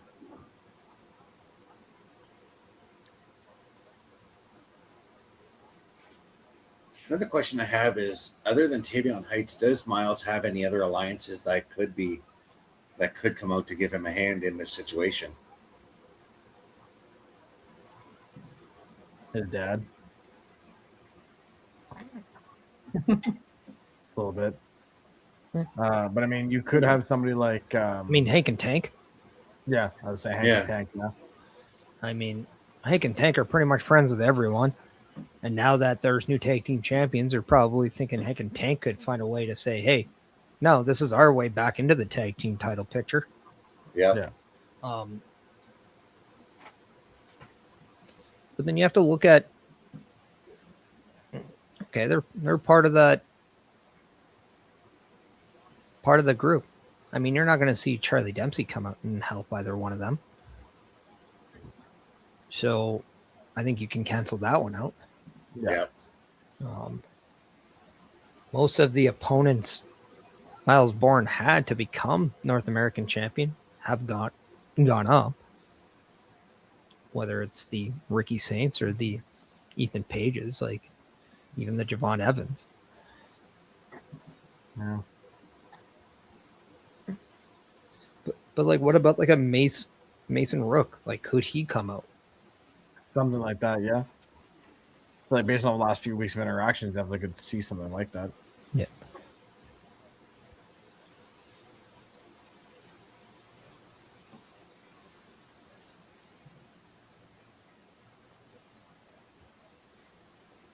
I also have to wonder if the idea is Tavion Heights turning on Miles Bourne. Is that what we're going to see? Or do we see just Tavion Heights walk away when he has a chance to help Miles Bourne? Could we see something like that in a way, we almost see the same thing, but done in a different way? Yeah, because through that, you could see Tavion do a slow heel turn, or even, I don't know, maybe even Miles Bourne turns heel in that situation. Yeah, like he walked away tonight like, man, I was just frustrated, I didn't know what to do, I'm sorry. And then all of a sudden when, Tavion really needs him, he goes, nah, and he just walks away. But then as soon as he's done walking away and the match is over, he turns around and beats him up. Kind of deal. Like, you didn't do it for me. No, I'm not going to take the same opportunity for you. We also had another layer to the character. Like you guys said, he's explosive, right? So I mean, what if being like that heel would force him to slow down?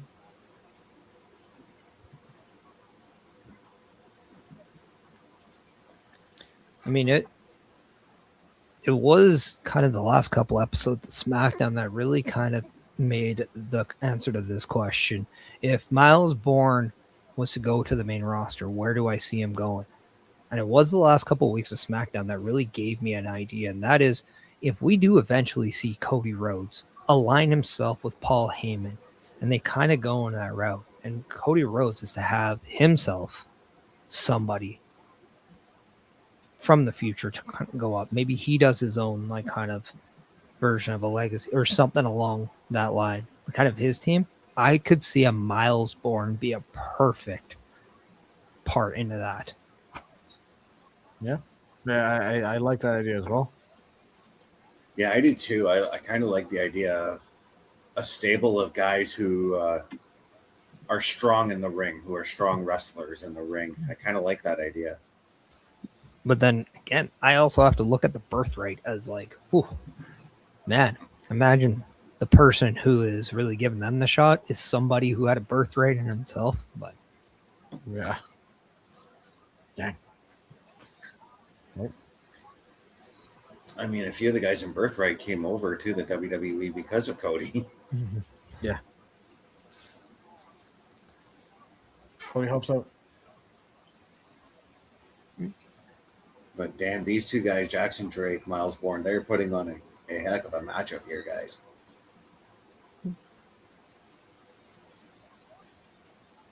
Zigzag. Oh. What I love is that Jackson Drake, even though he's a member of the Vanity Project, he has a visual difference from him in terms of the gear. He's not a part of the tag team, so he doesn't have the same gear as everyone else. He does have a separate look, and I think that's a really cool little dynamic. Yeah. Establishes the difference between the two, right?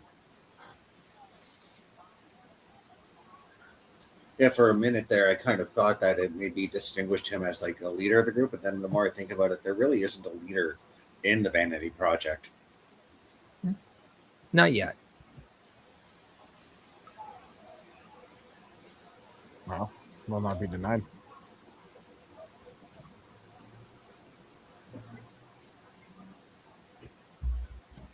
I'm glad NXT you're telling us that the main event match is the next one.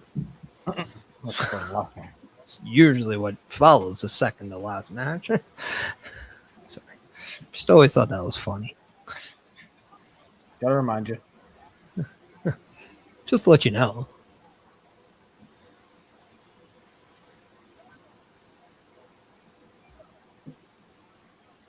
But Jackson Drake really keeping the gas tank as his focus here. A lot of the shots are going after the midsection, the energy. So you see that kind of lung blower from the kind of that Death Valley driver setup.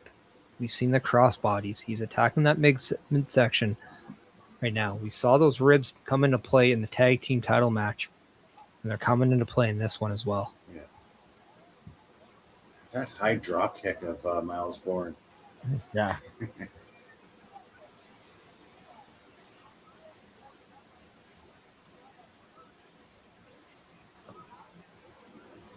The only two men who I've seen throw two very high drop kicks were Randy Orton and Bob Holly. Yeah, Bob Holly always had a really high one. I mean, AJ Styles could go. Yeah.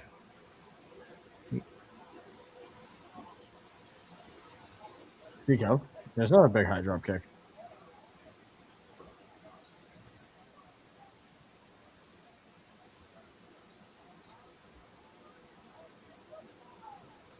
Oof.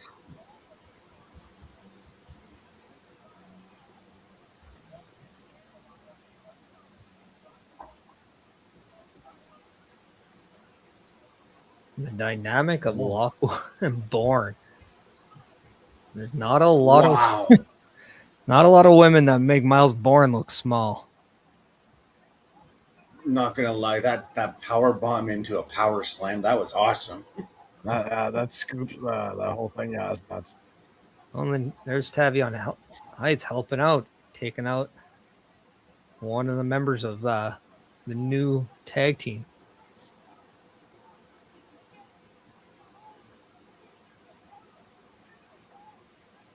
Wow. That's it. But the interference of Lockwood pays dividends as Jackson Drake now is your new North American champion. And it was Tavion Heights who didn't cost him the championship. In fact, he actually showed signs of helping as he took away one member, but it was the number game that came into play here. It was divide and conquer for the Vanity Project, and they did that very well. They took the focus away from Tavion Heights, from Lockwood, and they put it on the other two. And I thought that was very well done because it allowed Jackson Drake to isolate the injured champion and basically steal away that North American title.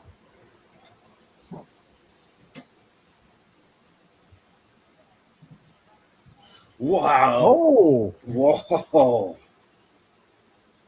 never mind.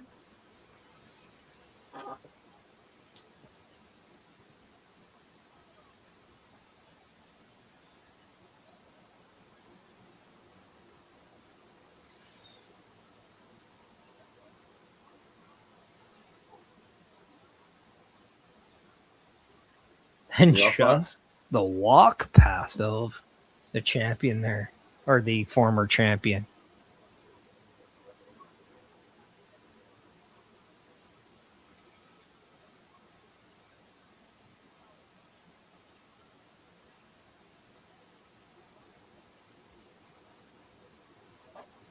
Yeah, was that walk past more of like, okay, I'm not the North American champion anymore. I want something bigger.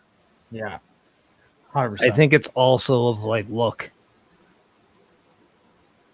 you beat me. My focus was what I just did, not on you right now.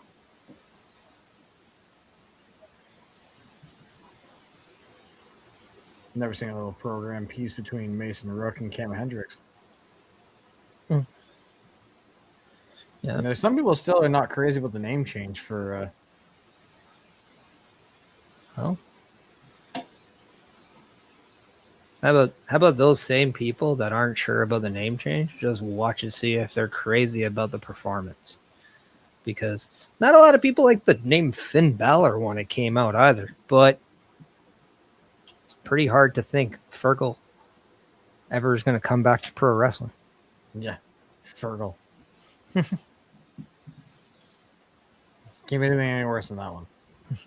It's crazy. But I think the big question right now is you got to start doing some undercard matches and feuds. Mason Rook, Cam Hendricks. There's one right there. Yeah. And that's what you got to love about NXT. There's always opportunities for just about everyone. Something going on.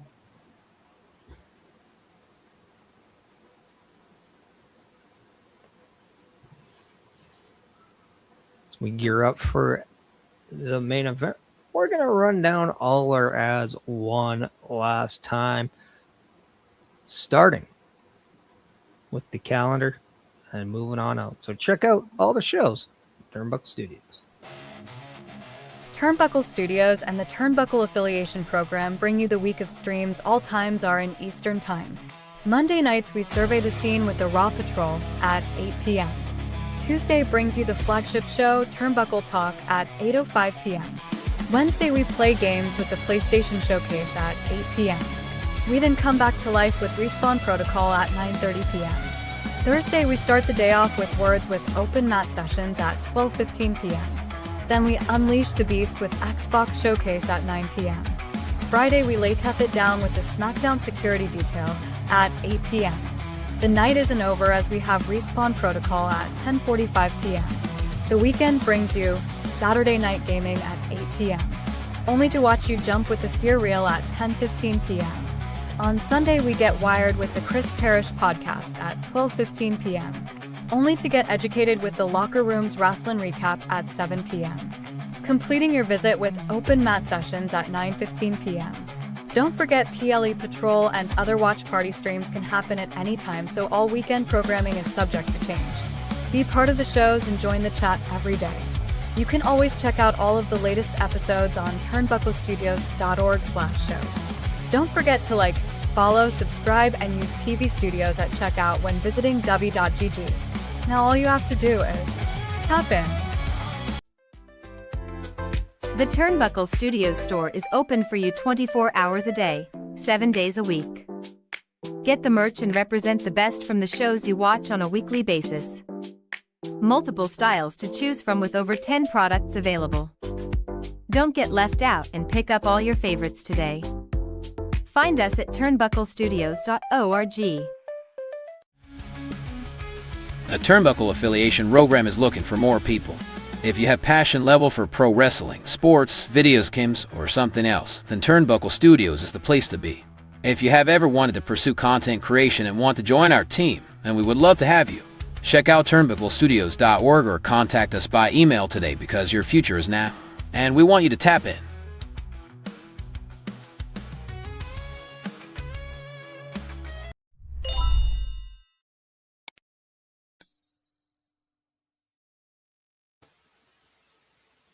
There you go. We gave you everything. You have no reason now to say, where can we find you? You have no reason to tell us where can you go buy your stuff. You have no reason to not check in all our shows now. So now it's on you, people. It's on you. I'm using a remote control to point to you because I don't want YouTube to get mad about a finger point.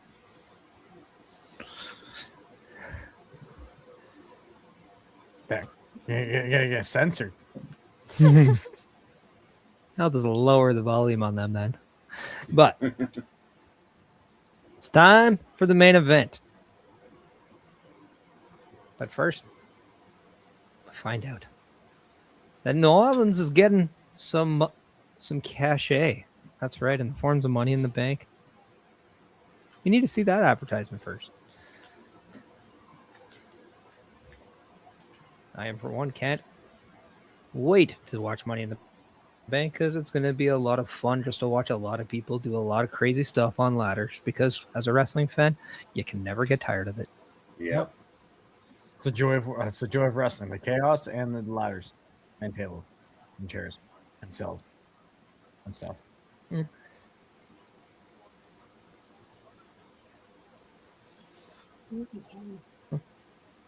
Interesting name.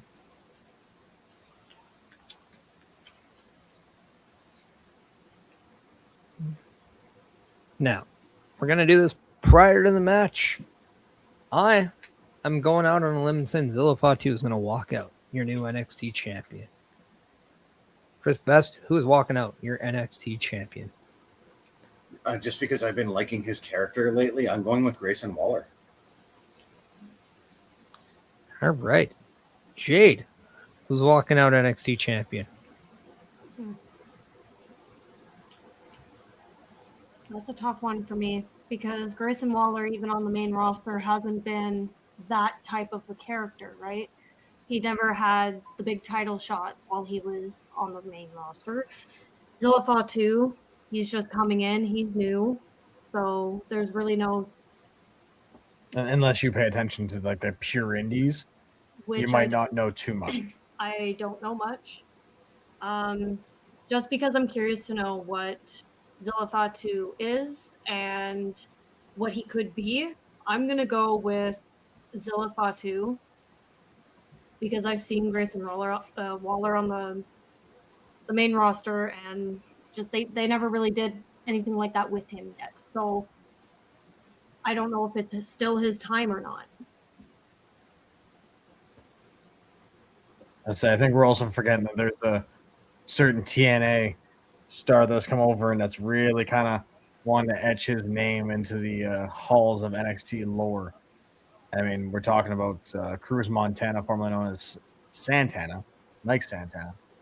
But I think that he might be somebody that we're also kind of missing on a little bit just because of the fact that, we're having all these big names in this match, like a Grayson Waller that hasn't been really seen on TV much lately up until for the last month or so on NXT. Zilla, brand new. It's the new shining toy in NXT, and everyone wants to play with the toy. And now we've got this fatal four-way situation that could be D'Angelo's undoing, or can D'Angelo finally pull it out? I don't think this is the time because it's such a steep main event. So I'm going to have to try this one with Cruz Montana, see if they pull that trigger. Well, Tony D'Angelo is no stranger to a championship match in a fatal four-way stipulation where a former TNA champion was in. In fact, he won the NXT title in a fatal four-way when Joe Hendry was champion. Mm-hmm. Now he has a chance to do the same thing, but this time retain the title with Cruz Montana in there. But I'm going to say this. I haven't forgotten about Cruz Montana. In fact, I think what we're going to see is almost one match split into two feuds. I would love to see Tony D'Angelo and Cruz Montana kind of go into a program with each other. And this way, I would say do that without the championship. It's almost like Cruz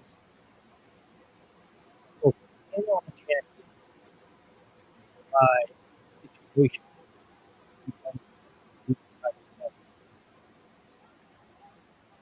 I would have Grayson Waller take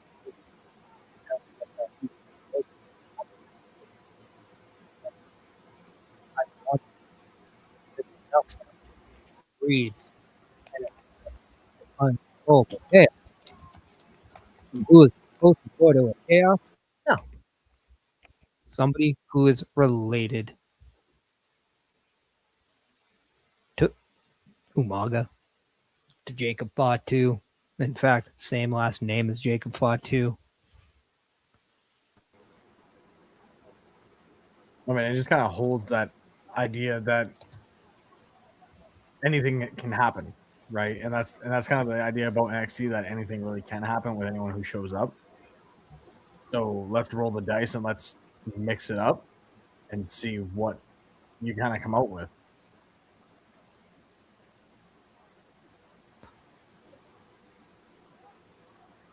And I think that's going to be the fun part of this match. Like, we are going to get uncontrollable chaos. Yeah, that's what I'm looking forward to the most in this match. I like the fact that any one of these four men can lay their claim and become the NXT champion, and it would be believable once that outcome is shown to us. Yeah.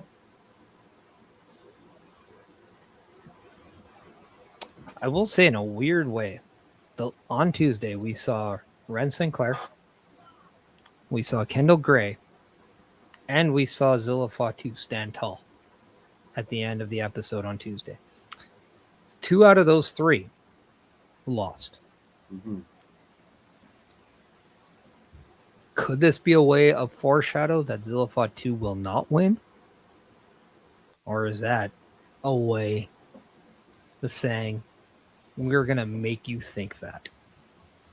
Just trying to give you the illusion that it might. That is, maybe. Yeah, that's a very strong possibility.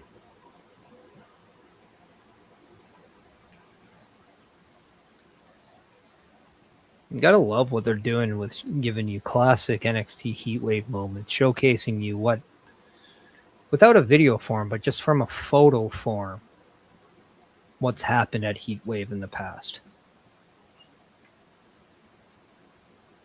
Well, and especially just kind of adding, like, it's kind of the same thing when they show, like, the Halloween Havoc stuff during that time of the year and the other NXT pay-per-view. It's nice to see some of the history.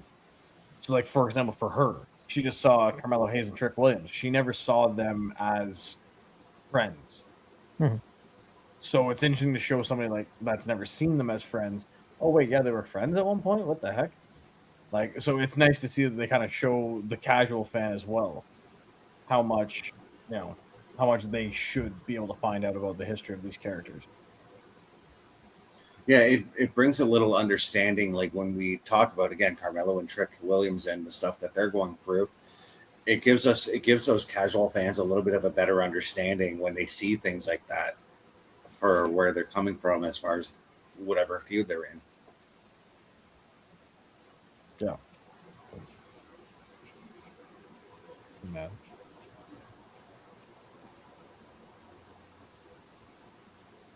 He looks like What, Shiloh? no. He's giving me What was his name? Shiloh. no,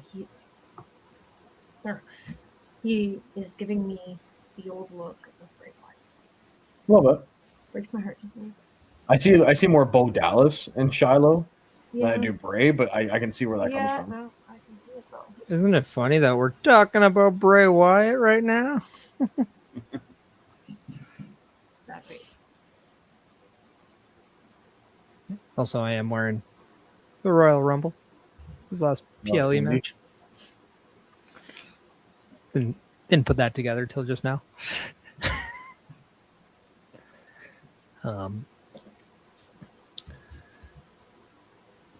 I mean, it's gonna be. I don't know. Like I'm torn, but what I'm more curious about is where we go from after tonight. Where does NXT go? Because Tony D'Angelo wins a championship. You can almost think, is he ready to be moved up? I think a lot of people can say yes. At this point, With yeah. WWE trademarking Zilla Fatu, is this their way of indicating he's going up sooner than later? Probably. Usually how that kind of step-by-step process goes. You see that trademark for someone go up, and you're like, oh. For somebody like Cruz Montana, I mean, you can always make the claim that NXT doesn't mean a long run, just like it didn't need to be a long run for Joe Hendry. So does it need to be a long one for him? I don't think so. And then Grayson Waller has been on the main roster. He's been a champion on the main roster. But he has never been a champion on his own. Yeah.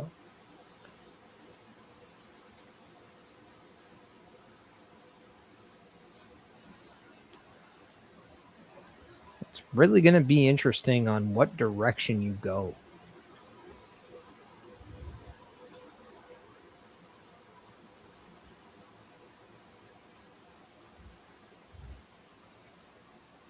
So we're getting started. First man to come out, the newcomer, Zilla Fatu. Want to know what his presentation is in WWE? Well, there you have it.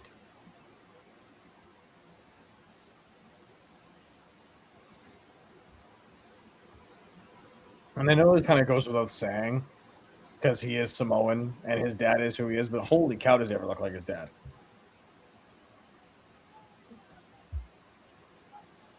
I definitely see it.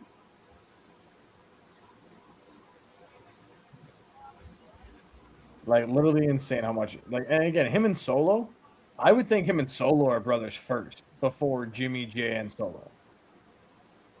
The way that both their hair is just too identical to me. It's creepy.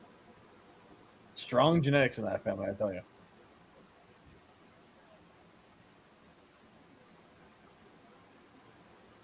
Well, it's crazy too because he mentioned Solo. Solo was also the one person who went through NXT before they went to the main roster. Something now Zilla Fatu's doing. Now, you can say, well, Roman Reigns did, but he really didn't. He was a part of the roster, but he never really had a run there. No. And then he kind of just, everything kind of went up when he went up with the Shield. It's like Dean Ambrose didn't really do a lot of it in NXT either. So, not really the same. Jimmy and Jay, yeah, they sprinkled time when the company was trying to make NXT a thing, but they never really had real runs in NXT. The only two that has had runs were ironically the two you mentioned in Solo and now Zilla. Yep. Now we're seeing And some Solo, great actually, at one point was the North American champion before having to vacate that title when he was moved up to the main roster. Yeah. And technically, like that tells you that Solo's never been beaten for a title. I love how there's a kangaroo. I mean, Oh yeah. I mean, he is the Aussie icon.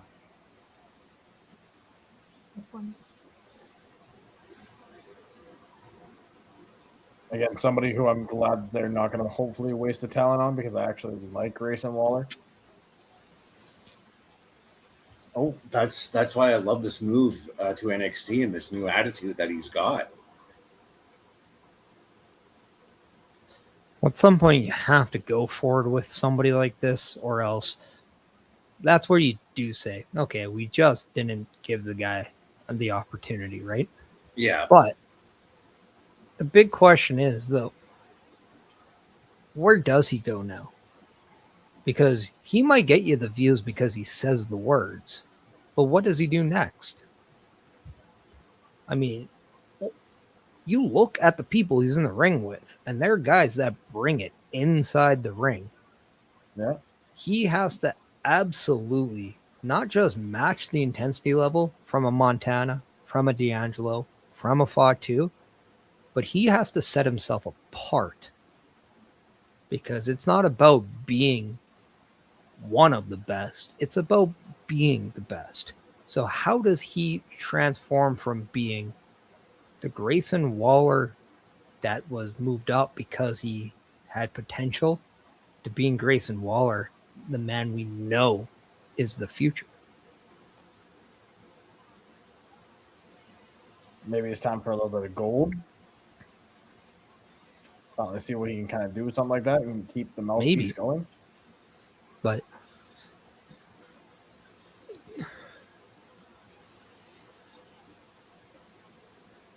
if it was just a championship that would do that, then you would think United States, an Intercontinental title, could have been justified in that position.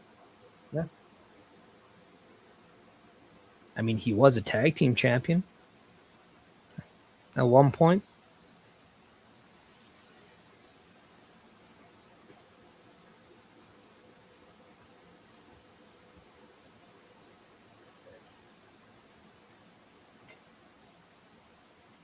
Question I have: if all four of these men stay in NXT for the remainder of the calendar year, this men's Iron Survivor match is going to be stacked. It's going to be ridiculous.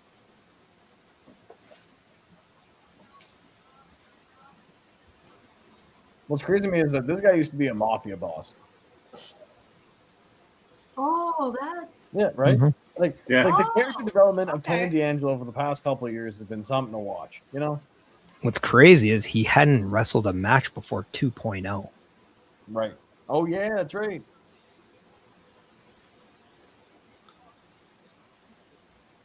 His pro wrestling journey started when he got signed and then debuted in the 2.0 time. Right. So to see the levels of evolution, of development, of change with Tony D'Angelo, you look at the demeanor, you look at the confidence, you look at who he is. That is a very short amount of time to go from somebody who's new to somebody who walks the walk. Yeah, to go from somebody who's before NXT 2.0 never stepped foot in the ring to being the face of the brand, essentially. No, it wasn't nothing. It kind of just went off. I love how what happened? D'Angelo gets hit by Montana, and Fatu goes after Grayson. The same pairing I gave you guys earlier. Yep. Yeah.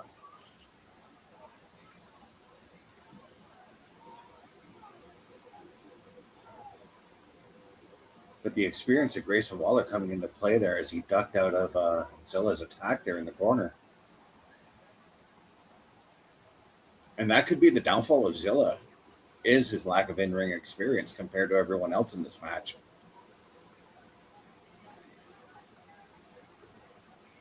Like Zilla's only what, 23? 22? Something like that. Like, he's not very old. Oh, what a spy buster.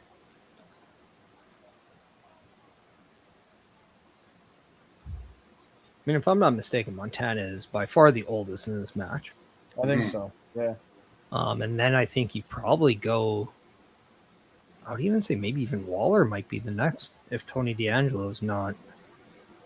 They're probably the closest in age, those two. Mm-hmm. Probably.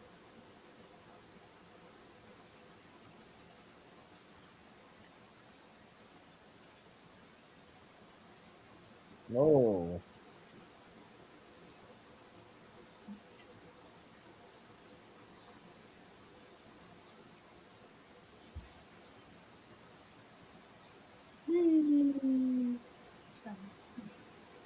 We'll see you next time.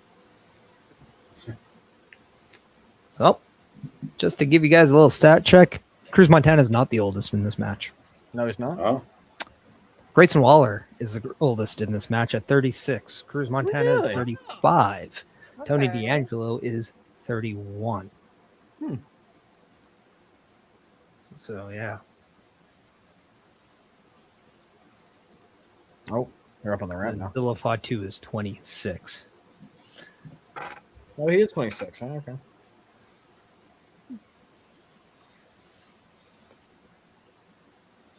So we got the boomers on one side and we got the young ones on the other.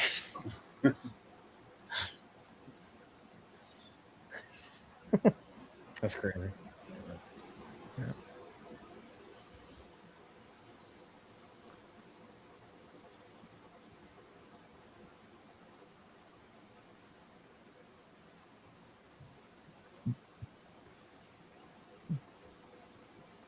Waller is taking some of you.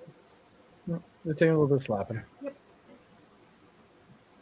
maybe it's just me, but I'm noticing with Zilla Fatu's look, it's giving off like young Samoa Joe vibes to me. A little bit. Yeah, I mean, we said the same thing about Solo Sikoa. Yeah, true. Like 100%. That was the same thing. He was almost Samoa Joe light at one point. I remember that.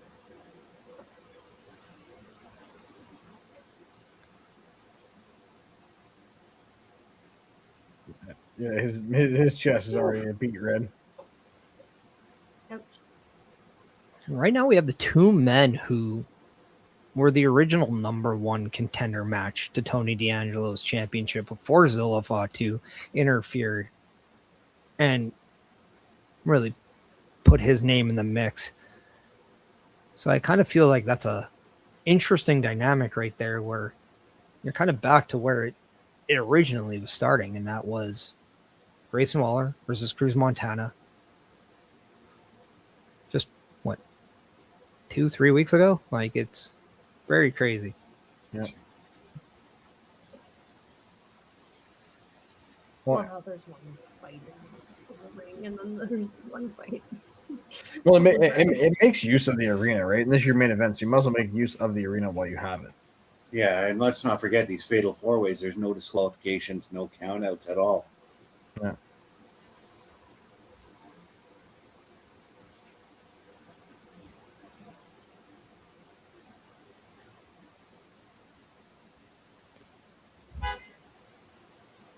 What?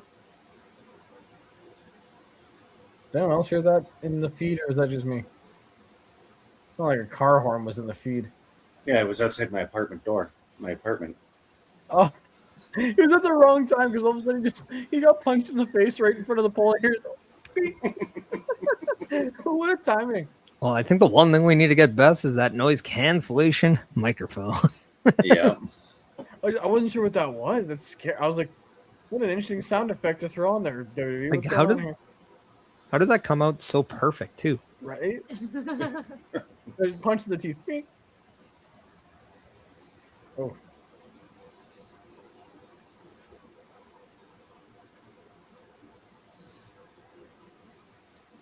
Now that is where the experience of Grayson Waller comes in. But what he is doing as he left Cruz Montana in the ring to fend off the other two, he put himself open. Yeah. Just a little bit. Which allowed Cruz Montana's in-ring experience to come into play. Well, also, the only way to win this is to get that first fall in the match. And you do it in the ring.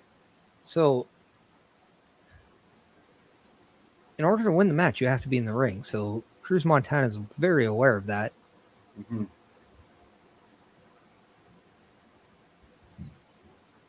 Oh, far right to the chin. Oh, Yeah. That first shot from Waller looks stiff. Yeah, that first one. Ouch.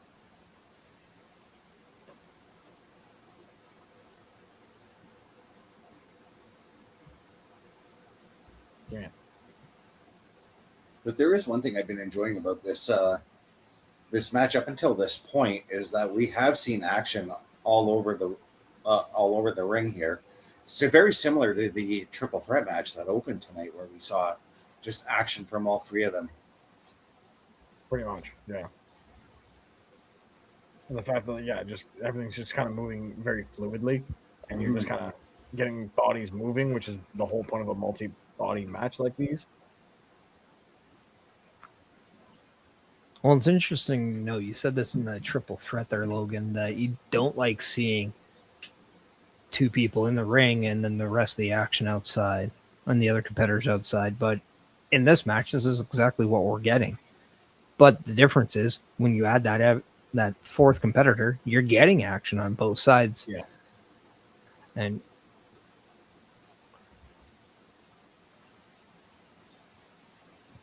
Well, at least it gives you like the two sets of people rather than one person recovering on the outside for 5 minutes at a time.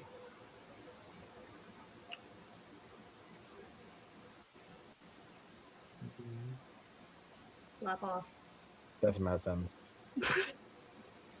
is now Montana and Fatu decide. Chop off. It feels surreal to me seeing Zilla Fatu in a WWE ring because of how long we've talked about him coming to the WWE. I mean, we've talked about it for like the better part of like a year and a half at least, maybe longer. Well, now we need to talk about Chris Parrish going to the WWE. Let's just do that. Since we're talking about how we facilitated the signing, let's talk about this one now. I'll relocate to Orlando. Get in. I mean, WWE is always looking for writers. We should all apply for that. Why not? You know, live in Orlando. Hey, my Bob card's still valid. There you go. I haven't even punched one yet, so maybe there's that. I mean, they signed Royce Keys in the 40s. Why not me? Yeah.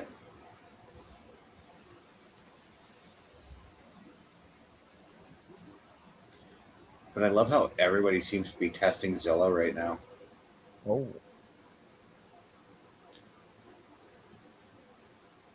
Well, when you think about the logic, Oh. you attack one member of the family, you might get the tribal chief, and he kind of has this bit of gold that's a pretty big deal right now. Yeah. Right. Oh. Not on the apron.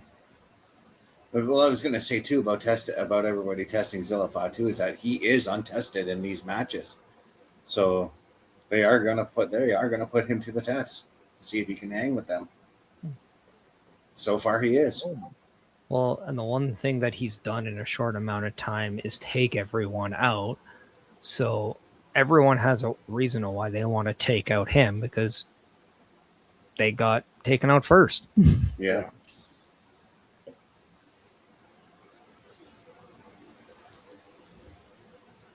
I mean, when you think about it, he interfered in both Waller and Montana's opportunity to have a 50% chance at the title.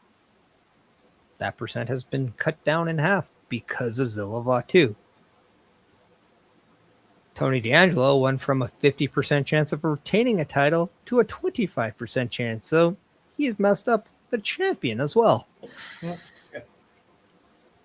How long do you think Zillipow 2 will be staying in NXT before going to the main roster? Give or take? Do you want the actual answer or the me being the smartass answer? You can provide both if you would Okay, like. between now and then is what I'll say. This guy. I gave her a choice. I asked for it. I usually don't.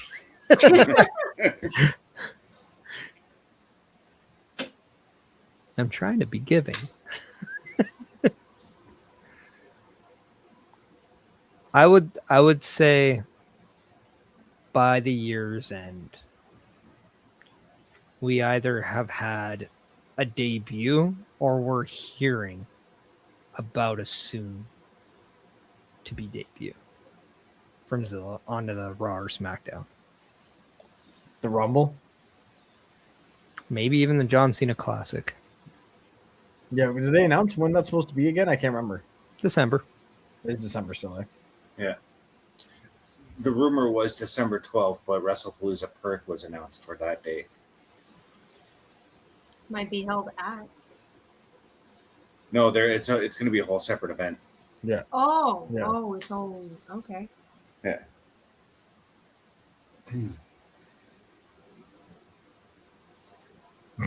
Okay, screw the table. I want to know what's in that box. What's in the Right? box?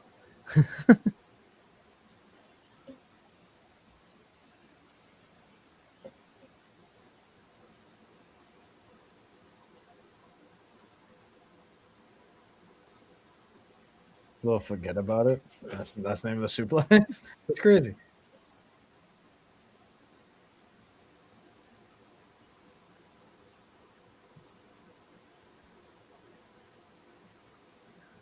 I mean, he ain't a fisherman, so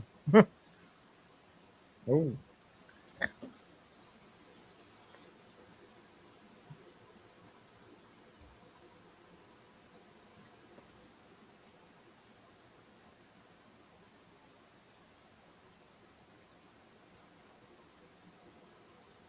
I love how Grayson Waller has adapted the stomp in his arsenal now. When it's been heavily rumored that he was one of the masked portrayers. Right.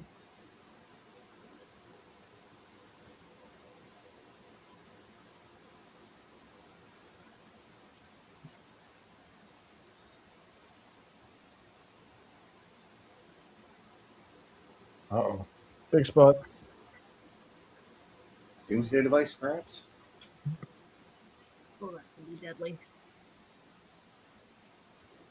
Oh. I guess I would call that a Doomsday neckbreaker. Yeah.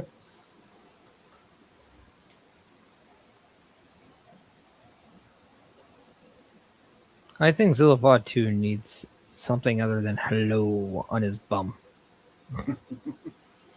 Yeah, a little bit awkward.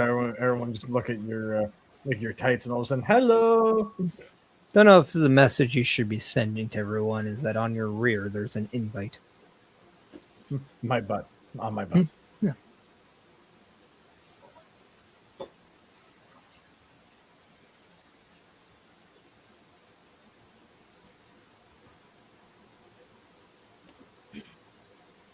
But I will say, I do like the fact that everyone is choosing a different color palette to their gear. Yeah, now everyone's wearing all black or gray.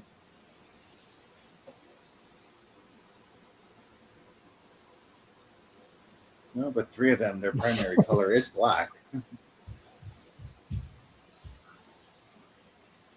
Except for Waller, who Yeah, well, that's yellow. why I said three of them.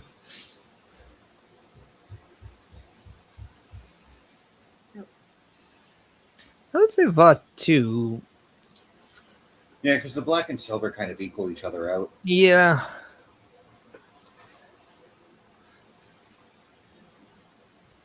I mean, in a weird way, you can see even Santana and Pretty much, yeah. D'Angelo have the same type of gear, just minus color and decorational.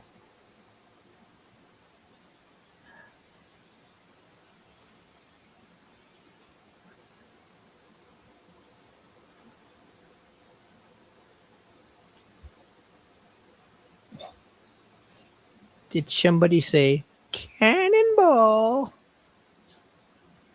See the air he got on that cannonball, though? Oh, yeah.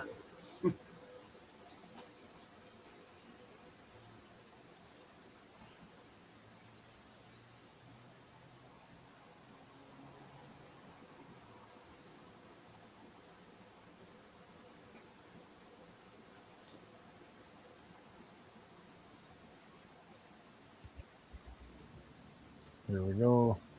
Zero's catching it. Oh. Looking for the I spike. love how everyone now does the Samoan drop the same way now.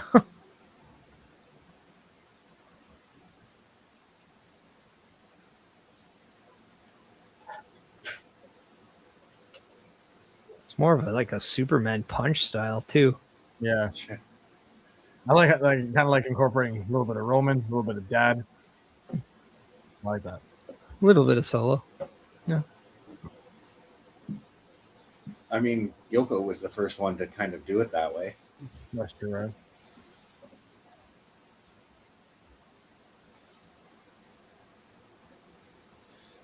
right?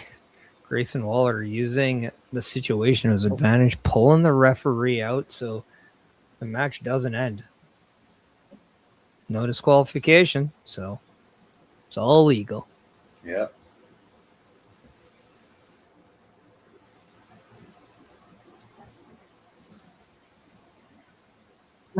Vic has Sour Patch Kids on the desk and just wipes it off the desk. I love how he has his name written Has across his it. name on it. Yeah, he doesn't want to share with Book. That's rude. Well, maybe Booker's a little rude with his ask and quantity taking. Right? Oh, spear. Oh. Well, Montana's the only man standing. All right, who's going through that table?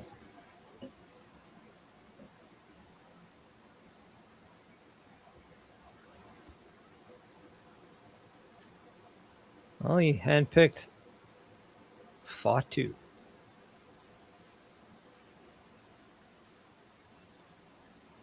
Montana's looking to go upstairs, but I saw Grayson starting to stir in the ring there. A little bit, yeah.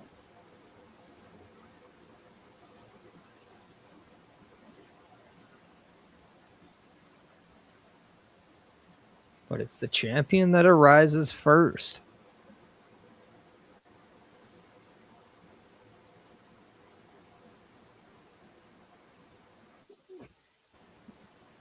And Montana and D'Angelo negate each other, and this leaves Waller now in a position where is he going to go after his little between the legs hoop elbow drop on Zilla Fatu? Maybe.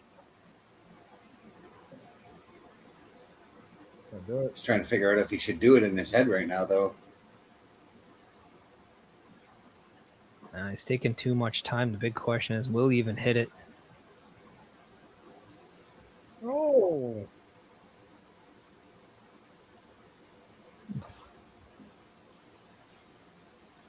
I don't blame you for grabbing your leg because he hit that quite awkwardly.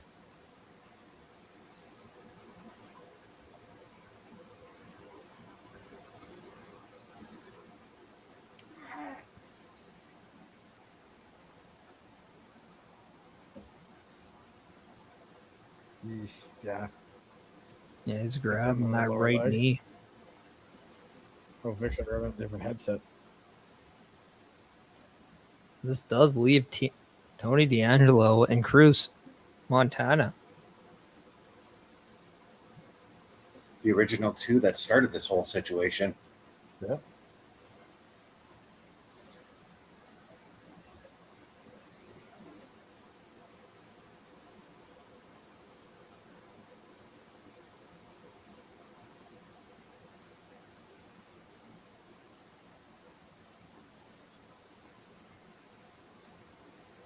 That looked a little low, Cruz. Oh. Caught him good with that. With the lip. Eat it. Tony might want to count his chiclets after that kick. I just want to see a last man standing match between these two. Right. Damn.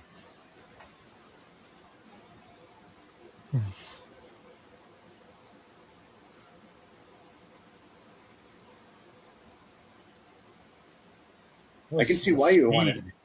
I can see why you want to see a last man standing match, because none of these men are going down.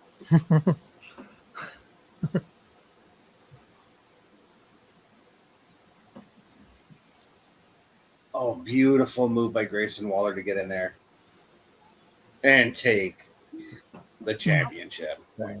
Okay. The big question is, did he fake the injury? He had to have. They didn't play a little possum. He stole that he victory brought from up that. Santana. Yeah, this is going to be a feud coming up for sure.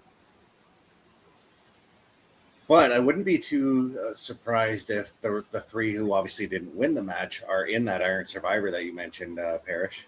Well, before we get there, you have to get to Halloween Havoc. And, well, Grayson Waller didn't beat Zilla. He didn't beat Montana. Mm-hmm. And we have a champion that gets a rematch. Yeah. Yep. So we very well could see round 2 of this same match. Because it's one thing of being the champion, but Grayson Waller is about to find out life is different when you're the mountain top.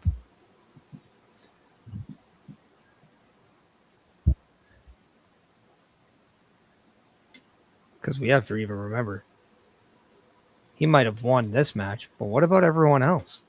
Does Miles Bourne have his eyes set on that title? Does Naraku? Does Mason Rook? Does Shiloh Hill? Yeah. There's a lot of people that are thinking, we want next. Yep. And I mean, like I've always said this, when you win any heavyweight title for whatever brand, you now become the number one target.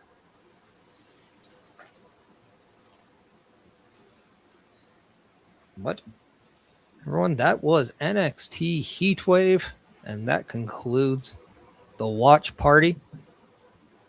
You can follow the two men down below as myself on turnbucklestudios.org/host. But if you want to follow everything Chris Parrish podcast related, please look up and that link tree. Want to give a shout out to the Turnbuckle Affiliation Program, W and Beercade YEG, for partnering up with this guy as I do crazy, stupid things on screen for you. Till next time, I'm going to let you all know that this has been Heatwave and the Watch Party. Remember to be healthy, be happy, but remember, at the end of the day, you matter.